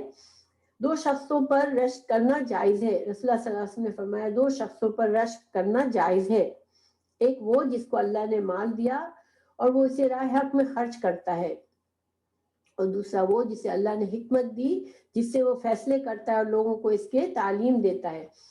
تو مطلب یہ ہے کہ دیکھیں اسلام میں جیلسی الاؤڈ نہیں ہے. جیلسی بری چیز ہے کہ اللہ نے اسے کیوں دیا مجھے کیوں نہیں دیا. لیکن رشک جو کرنا ہے کہ اللہ نے کسی کو نعمت دی، اس کو دیکھے انسان خوش ہو، دل میں سوچے اللہ اس کو تو نے دیا ہے مجھے بھی دے ایسی نعمت، اللہ سے مانگنا، یہ رشک ہے. ٹھیک ہے، خوش ہو کے کہ اللہ نے تو نے اسے دیا ہے تو مجھے بھی دے. مگر اس آدمی سے حسد نہیں کرتا وہ کہ اس سے نعمت چھن جائے، وہ حسد ہوتا ہے. حسد تو اجازت نہیں ہے اسلام میں. لیکن رشک کن دو چیزوں پر الاؤڈ ہے کہ جس کو اللہ نے اتنا مال دیا، بہت سارا مال دیا، اور وہ اس مال کو بڑے اچھے طریقے سے استعمال کرتا ہے اور دن رات اس مال میں سے اللہ کے نام پر خرچ کر کے اپنی آخرت کے لیے کمائی کر رہا ہے. اور دوسرا جس کو اللہ نے سمجھ دی، علم دیا، اور اس علم سے وہ دوسروں کو علم سکھاتا ہے، اور وہ اس علم سے صحیح فیصلے کرتا ہے. تو پھر اس علم سے یعنی اپنے لیے بھی فائدہ کر رہا ہے اور دوسروں کو بھی علم سکھا رہا ہے. تو پھر اس سے بھی رشک کیا جا سکتا ہے کہ اللہ تو نے اسے یہ نعمت دی ہے مجھے بھی دے. تو یہ جائز ہے. اور جس کو اللہ تعالیٰ نے یہ نعمت دے دی، جس نے سارے اپنی چیزیں، سارے جو کچھ نعمتیں ملی ان کو ضائع نہیں کیا دنیا میں، بلکہ اس نے آخرت کما لی. دیکھیں اللہ نے سب کو کچھ نہ کچھ دیا ہے. یہ نہیں کہ اللہ نے کسی کو اتنا قلاش اور بے بس کر کے دنیا میں بھیجا ہے کہ نہ وہ نیکی کر کے اپنے لیے کچھ بھی نہیں کما سکتا. ایسا نہیں ہے. ہر انسان کو اللہ نے کچھ نہ کچھ نعمتیں ایسی دی ہیں جس کے ذریعے وہ اپنی آخرت کے لیے کچھ کما سکتا ہے. تو جب انسان یہ سوچ کر زندگی گزارے کہ یہ میرے جو بھی کچھ مجھے اللہ نے دیا اس میں سے میں آخرت کما لوں، تو یہ حکمت ہے. ٹھیک ہے، تو ہمارا وقت بھی اسی طرح ہے، اللہ کی نعمت ہے، اور ہمیں اس نعمت سے اگر ہم آخرت کماتے ہیں تو پھر یہ ہمارے پاس، ہم سمجھدار ہیں. اللہ تعالیٰ آخر میں فرما رہے ہیں کہ نصیحت وہی پکڑتا ہے جس کے اندر عقل ہو. تو عقل والے ہی ان آیات کو پڑھ کے اپنا اعمال سدھاریں گے اور نصیحت کو پکڑیں گے، اور اپنی دنیا پر فوکس اتنا نہیں کریں گے کہ صرف دنیا ہی کے ہو کے رہ جائے. پھر اللہ تعالیٰ فرما رہے وما انفقتم، اور جو تم خرچ کرتے ہو، من نفقتین، کوئی بھی خرچ، او نظر تم، یا تم کوئی نظر مانتے ہو، من نظرین، کوئی نظر، فإن اللہ، تو بے شک اللہ تعالیٰ، یعلمہ، تو بے شک اللہ تعالیٰ جانتا ہے، وما للظالمین، اور نہیں ظالموں کے لیے، من انصار، کوئی مددگار نہیں ہے. تو یہاں پر اللہ تعالیٰ فرما رہے کہ ہمیں جو بھی کچھ ملا ہوا ہے، ہم جو خرچ کرتے ہیں، چاہے ہم کسی بھی طریقے سے خرچ کرتے ہیں اپنی نعمتوں کو، اللہ کی دیے ہوئے فضل کو، تو وہ اللہ تعالیٰ سے چھپا ہوا نہیں ہے. ٹھیک ہے، اللہ تعالیٰ جانتا ہے کہ ہم کیا کر رہے ہیں، ہم کس نیت سے اس مال کو خرچ کرتے ہیں، ہم کہاں خرچ کرتے ہیں. اور اگر ہم اس مال کو سارا کا سارا غلط طریقوں سے خرچ کر دیا، صرف اپنی خواہشات نفس میں خرچ کر دیا، آخرت کا نہ سوچا، تو پھر ظالم ہے انسان، کیونکہ پھر وہ اپنے اوپر ظلم کر رہا ہے. اپنے آخرت کے لیے اس نے کچھ نہیں کمایا، اور چونکہ اللہ جانتا ہے سب ہمارے اعمال کو، تو ہم اللہ کو ایکسکیوز نہیں دے سکیں گے آخرت میں. تو اور دوسرا یہ کہ نظر، جو نظر مانتا ہے، تو نظر بھی دیکھیں، نظر کیا ہوتی ہے، انسان کسی خرچ کرنے کو یا کسی عبادت کو اپنے اوپر لازم کر دے. جیسے کہ فرض عبادات جو ہے، فرض زکوٰۃ، فرض نماز، یہ ساری تو ہم پر فرض ہے، ہمیں لازم ہے کرنا. لیکن کوئی اور عبادت، کوئی اور نفلی عبادت جو ہے، یا نفلی صدقہ، انسان اپنے اوپر نیت کر لے کہ میں یہ کام ضرور کروں گا، تو اس کو نظر کہتے ہیں. اب نظر دو طرح سے ہوتی ہے. ایک تو انسان بس صرف اس کے دل میں ہو کہ میں اللہ کی رضا کے لیے میں ایک وعدہ کرتا ہوں اللہ سے کہ اللہ میں روزانہ میں، جیسے مثال دے رہی ہوں میں، کہ ایک انسان وعدہ کر لے اپنے آپ سے کہ میں ہر روز میں اپنے مال میں سے سمجھ لو $5 نکالوں گا صدقے کے لیے. ٹھیک ہے، یا میں ہر روز اتنے نفل پڑھوں گا. تو اب اس میں چونکہ نظر مانی، اللہ سے وعدہ کر لیا، تو اب اس کے اوپر اب یہ لازمی ہو گیا، کیونکہ اس نے نظر مانی ہے. کیونکہ جب نظر مان کے انسان نفلی عبادت سے اپنے لیے وعدہ کرتا ہے، تو وہ اس کے لیے فرض کا درجہ ہو جاتی ہے. پھر اس کو ایسے ہی ہے جیسے قسم کھاتا ہے انسان کہ اللہ کی قسم میں یہ کام کروں گا، تو پھر وہ قسم سے اس کو وہ کام کرنا لازم ہو جاتا ہے، ورنہ نہیں کرتا تو پھر قسم توڑ رہا ہے. اسی طرح نظر مان کے نظر نہیں پوری کرتا تو نظر توڑ رہا ہے، اور نظر کا بھی وہی کفارہ ہے جو قسم کا کفارہ ہے. تو یہاں پر نظر جو ہے، ایک تو ہوتی ہے کہ انسان صرف اللہ کی رضا کے لیے بس ایسی، اللہ میں تو مجھ سے راضی ہو جائے اس لیے میں یہ کام اپنے اوپر لازمی کرتی ہوں. ٹھیک ہے، تو یہ پسندیدہ ہے، اللہ تعالیٰ کو پسند ہے اگر انسان پھر اس کو پورا کرتا رہے. کہ وہ میں نے اللہ تعالیٰ سے کہا کہ اللہ میں ہر ہفتے ایک روزہ رکھوں گی تیری رضا کے لیے، تو وہ نظر، اب وہ ہر ہفتے روزہ رکھنا اس کے اوپر فرض ہو گیا، انلیس کہ وہ توڑ دے اس کو اور پھر قسم کا نظر کا کفارہ دے دے. اگر دوسری نظر کیا ہوتی ہے کہ انسان جو ہے معلق نظر ہوتی ہے، یعنی کہ اللہ سے کہ اللہ میرا یہ کام ہو جائے گا تو میں یہ نیکی کام کروں گی. یعنی کہ کہے اللہ اگر میرا جیسے مثال کے طور پر اللہ میں اس امتحان میں پاس ہو گئی تو میں روزہ رکھ لوں گی. اب یہ نظر کیا ہے؟ نظر معلق ہے، شرط لگا دی انسان نے اللہ کے ساتھ کہ اللہ میرا یہ کام ہوگا تب میں یہ کام کروں گی، میں عبادت کروں گی. تو یہ والی نظر پسندیدہ نہیں ہے اسلام میں. ٹھیک ہے، کیونکہ حدیث ہے کہ رسول اللہ صلی اللہ علیہ وسلم نے فرمایا کہ نظر کسی بلا کو نہیں پھیرتی، تو جو تقدیر میں آنے والی ہے، لیکن نظر کی وجہ سے بخیل کے پاس سے مال نکلتا ہے. یعنی اللہ تعالیٰ اپنی تقدیر کے فیصلے کسی کے اس طرح کے وعدے کرنے سے پورے نہیں کر دیتا کہ چلو اس بندے نے اب قسم کھا لی کہ اللہ تم میرا یہ کام کرے گا جبھی میں یہ نیکی کروں گی، تو اب اللہ تعالیٰ مجبور ہے کہ اب اس کا وعدہ پورا کرے. نہیں، اللہ سبحانہ تعالیٰ کی حکمت سے سارے فیصلے ہوتے ہیں، تو اللہ تعالیٰ وہی کرتا ہے جو وہ اس کا منشا ہے. لیکن رسول اللہ صلی اللہ علیہ وسلم نے فرمایا کہ ایک بخیل انسان ویسے تو صدقہ نہیں کرتا، لیکن اب نظر مانی ہے اور پھر وہ کام ہو جاتا ہے اللہ کے حکم سے، تو وہ اس کے مال میں سے وہ نکالتا ہے. تو ایک طرح سے بخیل کے مال نکالنے کا ایک ذریعہ ہو گیا نظر. ٹھیک ہے، تو اللہ تعالیٰ کو ایسے صدقات کی ضرورت نہیں ہے. تو اللہ تعالیٰ فرما رہے ہیں کہ تم نظر مانتے ہو تو بھی مجھے پتا ہوتا ہے، تم جو صدقہ کرتے ہو وہ بھی مجھے پتا ہے، اور تم کہاں کرتے ہو، تم خرچ اپنا مال کہاں کرتے ہو یہ بھی مجھے پتا ہے. تو دیکھیں، نظر کسی غیر اللہ کے نام پر نظر ماننا تو شرک اور کفر ہے. ٹھیک ہے، کہ میں فلاں داتا کے جہاں پر درگاہ پر جا کے چادر چڑھاؤں گی، یا میں کوئی دیگ چڑھاؤں گی کھانے کی کسی کے نام پر، غیر اللہ کے نام پر نظر جو ہے وہ حرام ہے، اس کو کھانا بھی حرام ہے. ان تبدو، اب اللہ تعالیٰ بتا رہے ہیں کہ صدقات کو چھپا کے کرنا چاہیے یا ظاہر کر کے کرنا چاہیے، تو دونوں کے بارے میں اللہ تعالیٰ بتا رہے ہیں. ان تبدو، اگر تم ظاہر کرو صدقات کو، فنعما، تو کتنا اچھا ہے، یا وہ، یعنی اگر بعض مقامات پر تمہارا صدقے کو کھلا کرنا دوسروں کو ترغیب دینے کا مقصد ہے، دوسروں کو ابھارنے کا مقصد ہے کہ دیکھو یہ کاز اچھی کاز ہے اور اس میں تم دو تو اللہ تعالیٰ تمہیں فائدہ دے گا، دیکھو میں بھی دے رہا ہوں، تو یہ نیت ہے تو پھر وہ اچھی ہے. ٹھیک ہے، لیکن اس میں ریاکاری کا خطرہ ہوتا ہے. جب انسان دوسروں کے سامنے کوئی صدقہ کرتا ہے تو اس میں اپنے آپ کو بہت سختی سے، اس کو ریاکاری سے اپنے دل کو پاک کرنا ہوتا ہے کہ میرے بارے میں لوگ اچھا سمجھیں گے، دیکھو میں کتنا اچھا ہوں، میں نے دیا کسی اور نے نہیں دیا. اس طرح کی چیزیں اس کے دل میں نہیں آنی چاہیے. تو پھر ٹھیک ہے، ظاہر میں صدقہ کر لو، لیکن وَإِن تُخْفُوهَا، اور اگر تم چھپا کے کرو کہ کسی کو پتہ نہ چلے، وَتُؤْتُوهَا، اور تم دو ان کو، فقراء، فقیروں کو، محتاجوں کو، فَهُوَ، تو وہ خیر لکم، وہ تمہارے لیے بہتر ہے، بہترین ہے تمہارے لیے.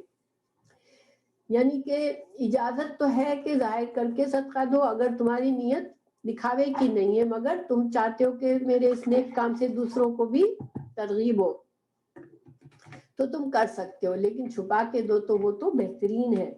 ٹھیک ہے، چھپا کے صدقہ کرنے سے کیا فائدہ ہوتا ہے کہ انسان ریاکاری سے بچ جاتا ہے.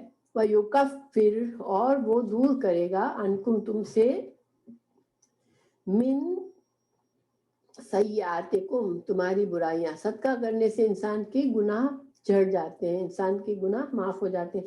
اگر ہم ایسا ہو کہ ہم سے بہت غلطیاں ہوئی ہیں، بہت گناہ ہوئے ہیں، تو انسان جب صدقہ کرتا ہے تو اللہ تعالیٰ اسے پاک کر دیتا ہے گناہوں کو. واللہ، اور اللہ تعالیٰ، بما تعملون، جو تم کرتے ہو وہ دیکھتا ہے، اللہ تعالیٰ دیکھ رہا ہے. تو چھپ کر صدقہ کرنے سے یہ بھی فائدہ ہوتا ہے کہ انسان کے دل سے مال کی محبت کم ہوتی ہے، اس کا نفس میں پاکیزگی آتی ہے، اللہ سے محبت بڑھتی ہے، اور بخل اس کے دل سے نکل جاتا ہے. اللہ تعالیٰ پچھلے گناہوں کو معاف فرما دیتے ہیں، اور آپس میں جن کو ہم دیتے ہیں ان سے ہماری محبت اور قرابت داری بڑھتی ہے. جیسے رشتہ داروں کو ہم چھپ چھپ کے مدد کرتے رہتے ہیں تو وہ بھی ہمارے لیے وہ آپس میں محبت بڑھتی ہے، یہ بھی اللہ کو پسند ہے. جب نیکیاں چھپ کر کرتا ہے انسان تو وہ اللہ کے لیے خالص نیت ہوتی ہے نا، جبھی تو چھپ کر کرتا ہے، تو پھر اس کا بہت اجر و ثواب ہے. رسول اللہ صلی اللہ علیہ وسلم نے فرمایا جن لوگوں کو قیامت کے دن عرش الہی کا سایہ نصیب ہوگا، ان میں ایک وہ شخص بھی ہوگا جس نے اتنے خفیہ طریقے سے صدقہ کیا کہ اس کے بائیں ہاتھ کو بھی یہ پتہ نہیں چلا کہ اس کے دائیں ہاتھ نے کیا خرچ کیا ہے. واللہ، اور اللہ تعالیٰ، بما تعملون خبیر، جو تم کرتے ہو اس سے خوب جاننے والا ہے. لیس علیکم، نہیں ہے تم پر، ہداہم، ان کو ہدایت دینا، لیکن اللہ تعالیٰ ہدایت دیتا ہے، یہدی من یشاء، جس کو وہ چاہتا ہے. تو یہاں پر اس کے بارے میں کہا جاتا ہے کہ جو جب مدینہ میں کچھ مسلمان ہو گئے، ان کے رشتہ دار مسلمان نہیں ہوئے تھے تو وہ اپنے رشتہ داروں کو مدد نہیں کرتے تھے، یہ سوچ کر کے وہ مسلمان نہیں ہو رہے ہیں یا تو اللہ تعالیٰ نے یہاں پر بتایا کہ ان کو ہدایت دینا تمہارے بس میں نہیں ہے، تمہارا کام نہیں ہے، اللہ ہدایت دینے والا ہے. اللہ ان کا دل، اگر ان کے نصیب میں ہدایت ہوگی، ان کے نیت ہوگی تو اللہ ان کے دل کھول دے گا. تو تم ان سے قرابت داری کا معاملہ رکھو، یعنی کہ اگر مشرک کو نان مسلم رشتہ دار بھی ہے تو ان کو مال دیا جا سکتا ہے. ہاں البتہ زکوٰۃ نہیں دی، زکوٰۃ کا مال صرف مسلمانوں کے لیے ہوتا ہے، لیکن نفلی صدقات میں سے انسان اپنے غیر مسلم رشتہ داروں کو دے سکتا ہے. وما تنفقوا، اور جو تم خرچ کرو گے، من خیرین، کوئی بھی خیر، فلانفسکم، تو تم کو ہی اس سے فائدہ ہوگا. ٹھیک ہے، تم جو کچھ بھی خرچ کرو گے تو اس کا فائدہ صرف تم کو ہی ہوگا.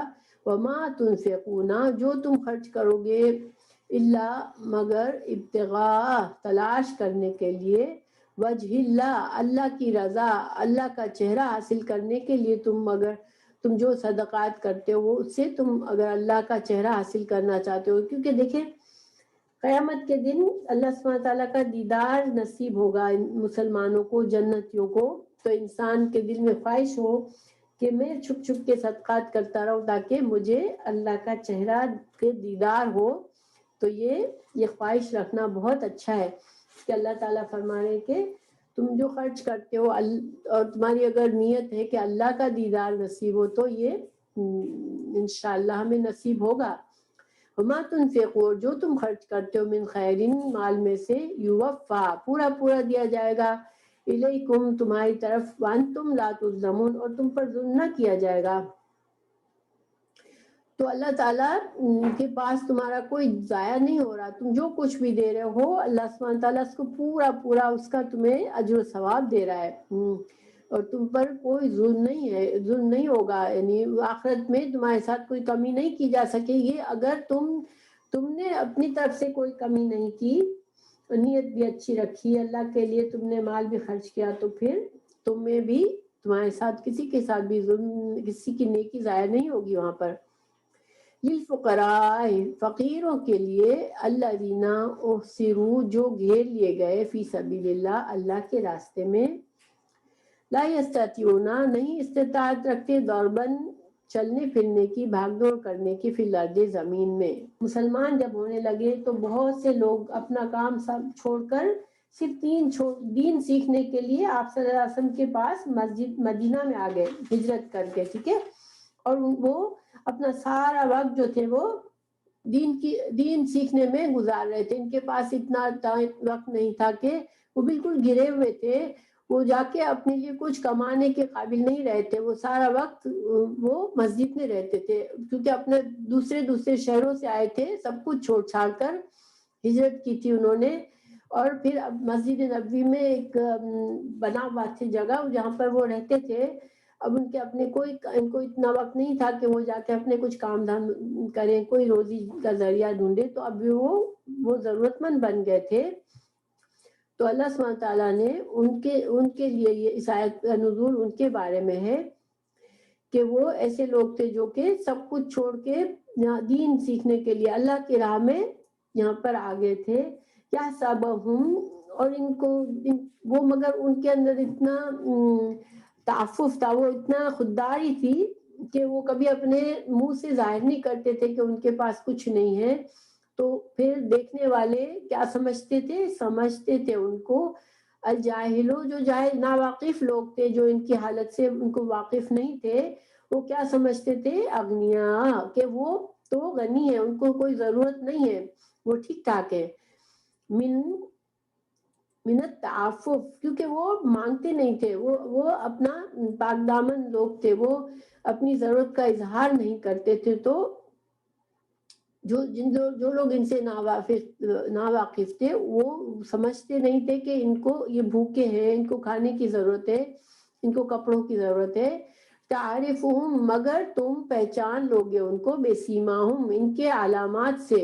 ایک انسان کو کھانا نہیں مل رہا، کپڑے نہیں مل رہے، ان کے پاس کچھ بھی نہیں ہے، تو انسان اگر ذرا دھیان دے کوئی تو اس کو سمجھ آ جاتی ہے، اس کو دیکھ کے کہ واقعی یہ انسان ضرورت مند ہے، چاہے وہ انسان منہ سے نہ مانگے. ٹھیک ہے، کیونکہ اللہ تعالیٰ فرمانے کہ لا یسلونا، وہ نہیں مانگتے الناسا لوگوں سے الحافن اصرار کر کے لوگوں سے مانگتے بھی نہیں کہ ہمیں دو، ہمیں صدقہ کرو، ہمیں ضرورت ہے، وہ مانگتے بھی نہیں ہیں. تو مگر تمہارا کام ہے کہ تم بالکل اپنی دنیا میں نہ رہو. تم دیکھو گے یہ لوگ دنیا کہ ساری اپنی دولتیں چھوڑ کے یہاں پر مدینہ میں آ گئے ہیں. اب وہ سیکھ رہے ہیں، دین کا علم سیکھ رہے ہیں، ان کے پاس کوئی روزی کا ذریعہ نہیں ہے. تو تم خود ان کی فکر کرو. اور چاہے وہ نہیں مانگتے، وہ بڑے ایسے پاک لوگ ہیں کہ وہ مانگنا برا سمجھتے ہیں. وما تنفقوا جو تم خرچ کرو گے من خیرن مال میں سے فإن اللہ تو بے شک اللہ تعالیٰ بھی ساتھ اس کے علیم جاننے والا ہے. تو یہاں پر جو ہے ویسے تو یہ شان نزول تھا کہ جو اصحاب صفا تھے جو کہ سب کچھ چھوڑ کے آگے تھے، ان کے بارے میں کہ تم ان کے خیال رکھو کیونکہ وہ مانگتے نہیں ہیں مگر وہ ضرورت مند ہیں. لیکن اس سے ہمیں کیا سبق ملتا ہے کہ ہمارے معاشرے میں کچھ لوگ مانگتے نہیں ہیں مگر وہ ضرورت مند ہوتے ہیں. ہمارے رشتہ داروں میں، ہمارے پڑوس میں، ہمارے ملنے جلنے والوں میں. تو ہمیں ان پر نظر رکھنی چاہیے اور ہمیں اگر محسوس ہو تو پھر ان کی مدد کرنی چاہیے، چاہے وہ ہم سے مانگے چاہے نہ مانگے. اور دوسرا یہ کہ یہاں پر اللہ تعالیٰ نے ان کی تعریف کی کہ یہ مانگتے نہیں ہے. گویا کہ اسلام میں مانگنا لوگوں سے بہت پسندیدہ چیز نہیں ہے. ٹھیک ہے، بہت ضرورت ہو تو کسی ایک انسان سے کسی سے مانگ لیتا ہے، اپنی ضرورت بیان کر لیتا ہے. لیکن مانگنا کہ نہیں تم دو ہم کو، اور اس کو ایسی پوزیشن میں ڈالنا کہ وہ اس کو مجبوراً دینا پڑے، ویسے یہ اسلام میں پسندیدہ نہیں ہے. انسان کو اللہ پر بھروسہ کرنا چاہیے. اور خاص طور سے اگر اپنے پاس مال ہو بھی لیکن پھر بھی وہ اپنے مال ہونے کے باوجود دوسروں سے اپنی ضروریات کے لیے سوال کرتا رہتا ہے، وہ بالکل ناپسندیدہ ہے. کیونکہ اس کے بارے میں حدیث ہے کہ بخاری اور مسلم میں ابن عمر رضی اللہ عنہ سے روایت ہے کہ رسول اللہ صلی اللہ علیہ وسلم نے فرمایا ایک آدمی ہمیشہ مانگتا رہے گا یہاں تک کہ جب قیامت کا دن آئے گا تو اس کے چہرے پر گوشت کا ایک ٹکڑا بھی نہ ہوگا. اس طرح بھی اور بھی حدیثیں ہیں جس میں لوگوں سے سوال کرنے کی بڑی مذمت آئی ہے. امام مسلم میں ابو ہریرہ رضی اللہ عنہ کی روایت ہے کہ رسول اللہ صلی اللہ علیہ وسلم نے فرمایا جو شخص اپنا مال بڑھانے کے لیے لوگوں سے مانگتا ہے گویا وہ جہنم کی آگ مانگتا ہے. تو اسلام میں انسان کو اللہ پر بھروسہ کرنا چاہیے اور بلا وجہ ہر وقت کسی سے مانگنا نہیں چاہیے. اگر اپنی ضرورت ہے اور لگتا ہے کہ کوئی مدد کر سکتا ہے اس کو انسان بتا سکتا ہے اپنی ضرورت، لیکن ہر وقت لوگوں سے مانگنا یہ پسندیدہ نہیں ہے. خاص طور سے اپنے پاس کچھ ہو پھر بھی انسان اپنے مال کو خرچ کرنے کے بجائے لوگوں سے مانگ کر خرچ کرے، یہ تو بہت ہی ناپسندیدہ ہے. آخر قیامت کے دن اس انسان کے چہرے پر گوشت بھی نہیں ہوگا، یعنی وہ بے حال ہوگا، اس وقت برے حال میں ہوگا وہ. اور یہ جہنم کی وعید ہے یہاں پر کہ انسان کے مال ہوتے ہوئے بھی انسان دوسروں سے مانگے. ہاتھ پھیلانا بہت اچھی بات نہیں ہے، لیکن جیسے کہ ضرورت کے اس کی علامات سے پہچاننا. لیکن دوسرے لوگوں کو بھی خاص طور سے یہاں پر یہ ترغیب ہے کہ جو مالدار ہیں وہ خود سے بھی نظر رکھیں دوسروں کی ضرورتوں پر. اور اگر وقت ضرورت انسان کو بہت ضرورت ہے اور اپنی ضرورت کسی کو بتا دیتا ہے کبھی تو اس میں برائی نہیں ہے، لیکن مانگنے کی عادت نہیں ڈالنی چاہیے انسان کو. اللہ سے مانگنا بہترین ہے. الذین وہ لوگ ينفقون جو خرچ کرتے ہیں اموالہم اپنے مالوں کو باللیل رات کو والنہار دن کو سرًا چھپا کر علانیتاً اور علانیہ طور پر فلہم تو ان کے لیے اجرہم ان کا اجر ہے عند ربہم ان کے رب کے پاس ولا خوف علیہم نہ کوئی خوف ہوگا ان پر اور نہ یحزنون نہ وہ غمگین ہوں گے. جہاں بھی قرآن میں یہ ٹکڑا آیا ہے کہ کوئی خوف نہیں ہوگا کوئی غم نہیں ہوگا تو یہ ایکچولی جنت کی بشارت ہوتی ہے. کیونکہ جنت ہی ایک جگہ ہے جہاں پر نہ انسان کو مستقبل کا خوف ہوگا نہ ماضی کا غم ہوگا کہ ماضی میں میرا یہ نقصان ہو گیا اور مستقبل میں یہ کہ شاید مجھے کوئی چیز بری ہو جائے میرے ساتھ. تو یہ جنت ہی ایک جگہ ہے. تو یہ ایک طرح سے جنت کی بشارت ہے ان لوگوں کے لیے جو دن رات اپنے مال میں سے خرچ کرتے رہتے ہیں اور چھپ کر کرتے ہیں، دکھا کر کرتے ہیں. ڈیپینڈ کرتا ہے ایک سچویشن پر کہ جہاں پر دوسروں کو ترغیب دینی ہے تو علانیہ طور پر خرچ کرتے ہیں، جہاں پر کوئی ترغیب کا معاملہ نہیں ہے تو وہ چھپ چھپ کر خرچ کرتے ہیں. تو پھر ایسے لوگوں کے لیے اللہ نے یہاں پر جنت کی بشارت کی ہے. تو انشاءاللہ ہمیں یہ سارے آج کے لیسن کا خلاصہ یہی ہے کہ اللہ سبحانہ تعالیٰ نے نعمتیں ہمیں جو بھی دی ہیں ہم دیکھیں اپنی نعمتوں کو دیکھیں غور کریں حکمت کے ساتھ اور پھر ان میں سے ہم دوسروں کا حصہ نکالتے رہیں اور اپنی آخرت کا سوچیں، ہم آخرت سے غافل نہ رہیں.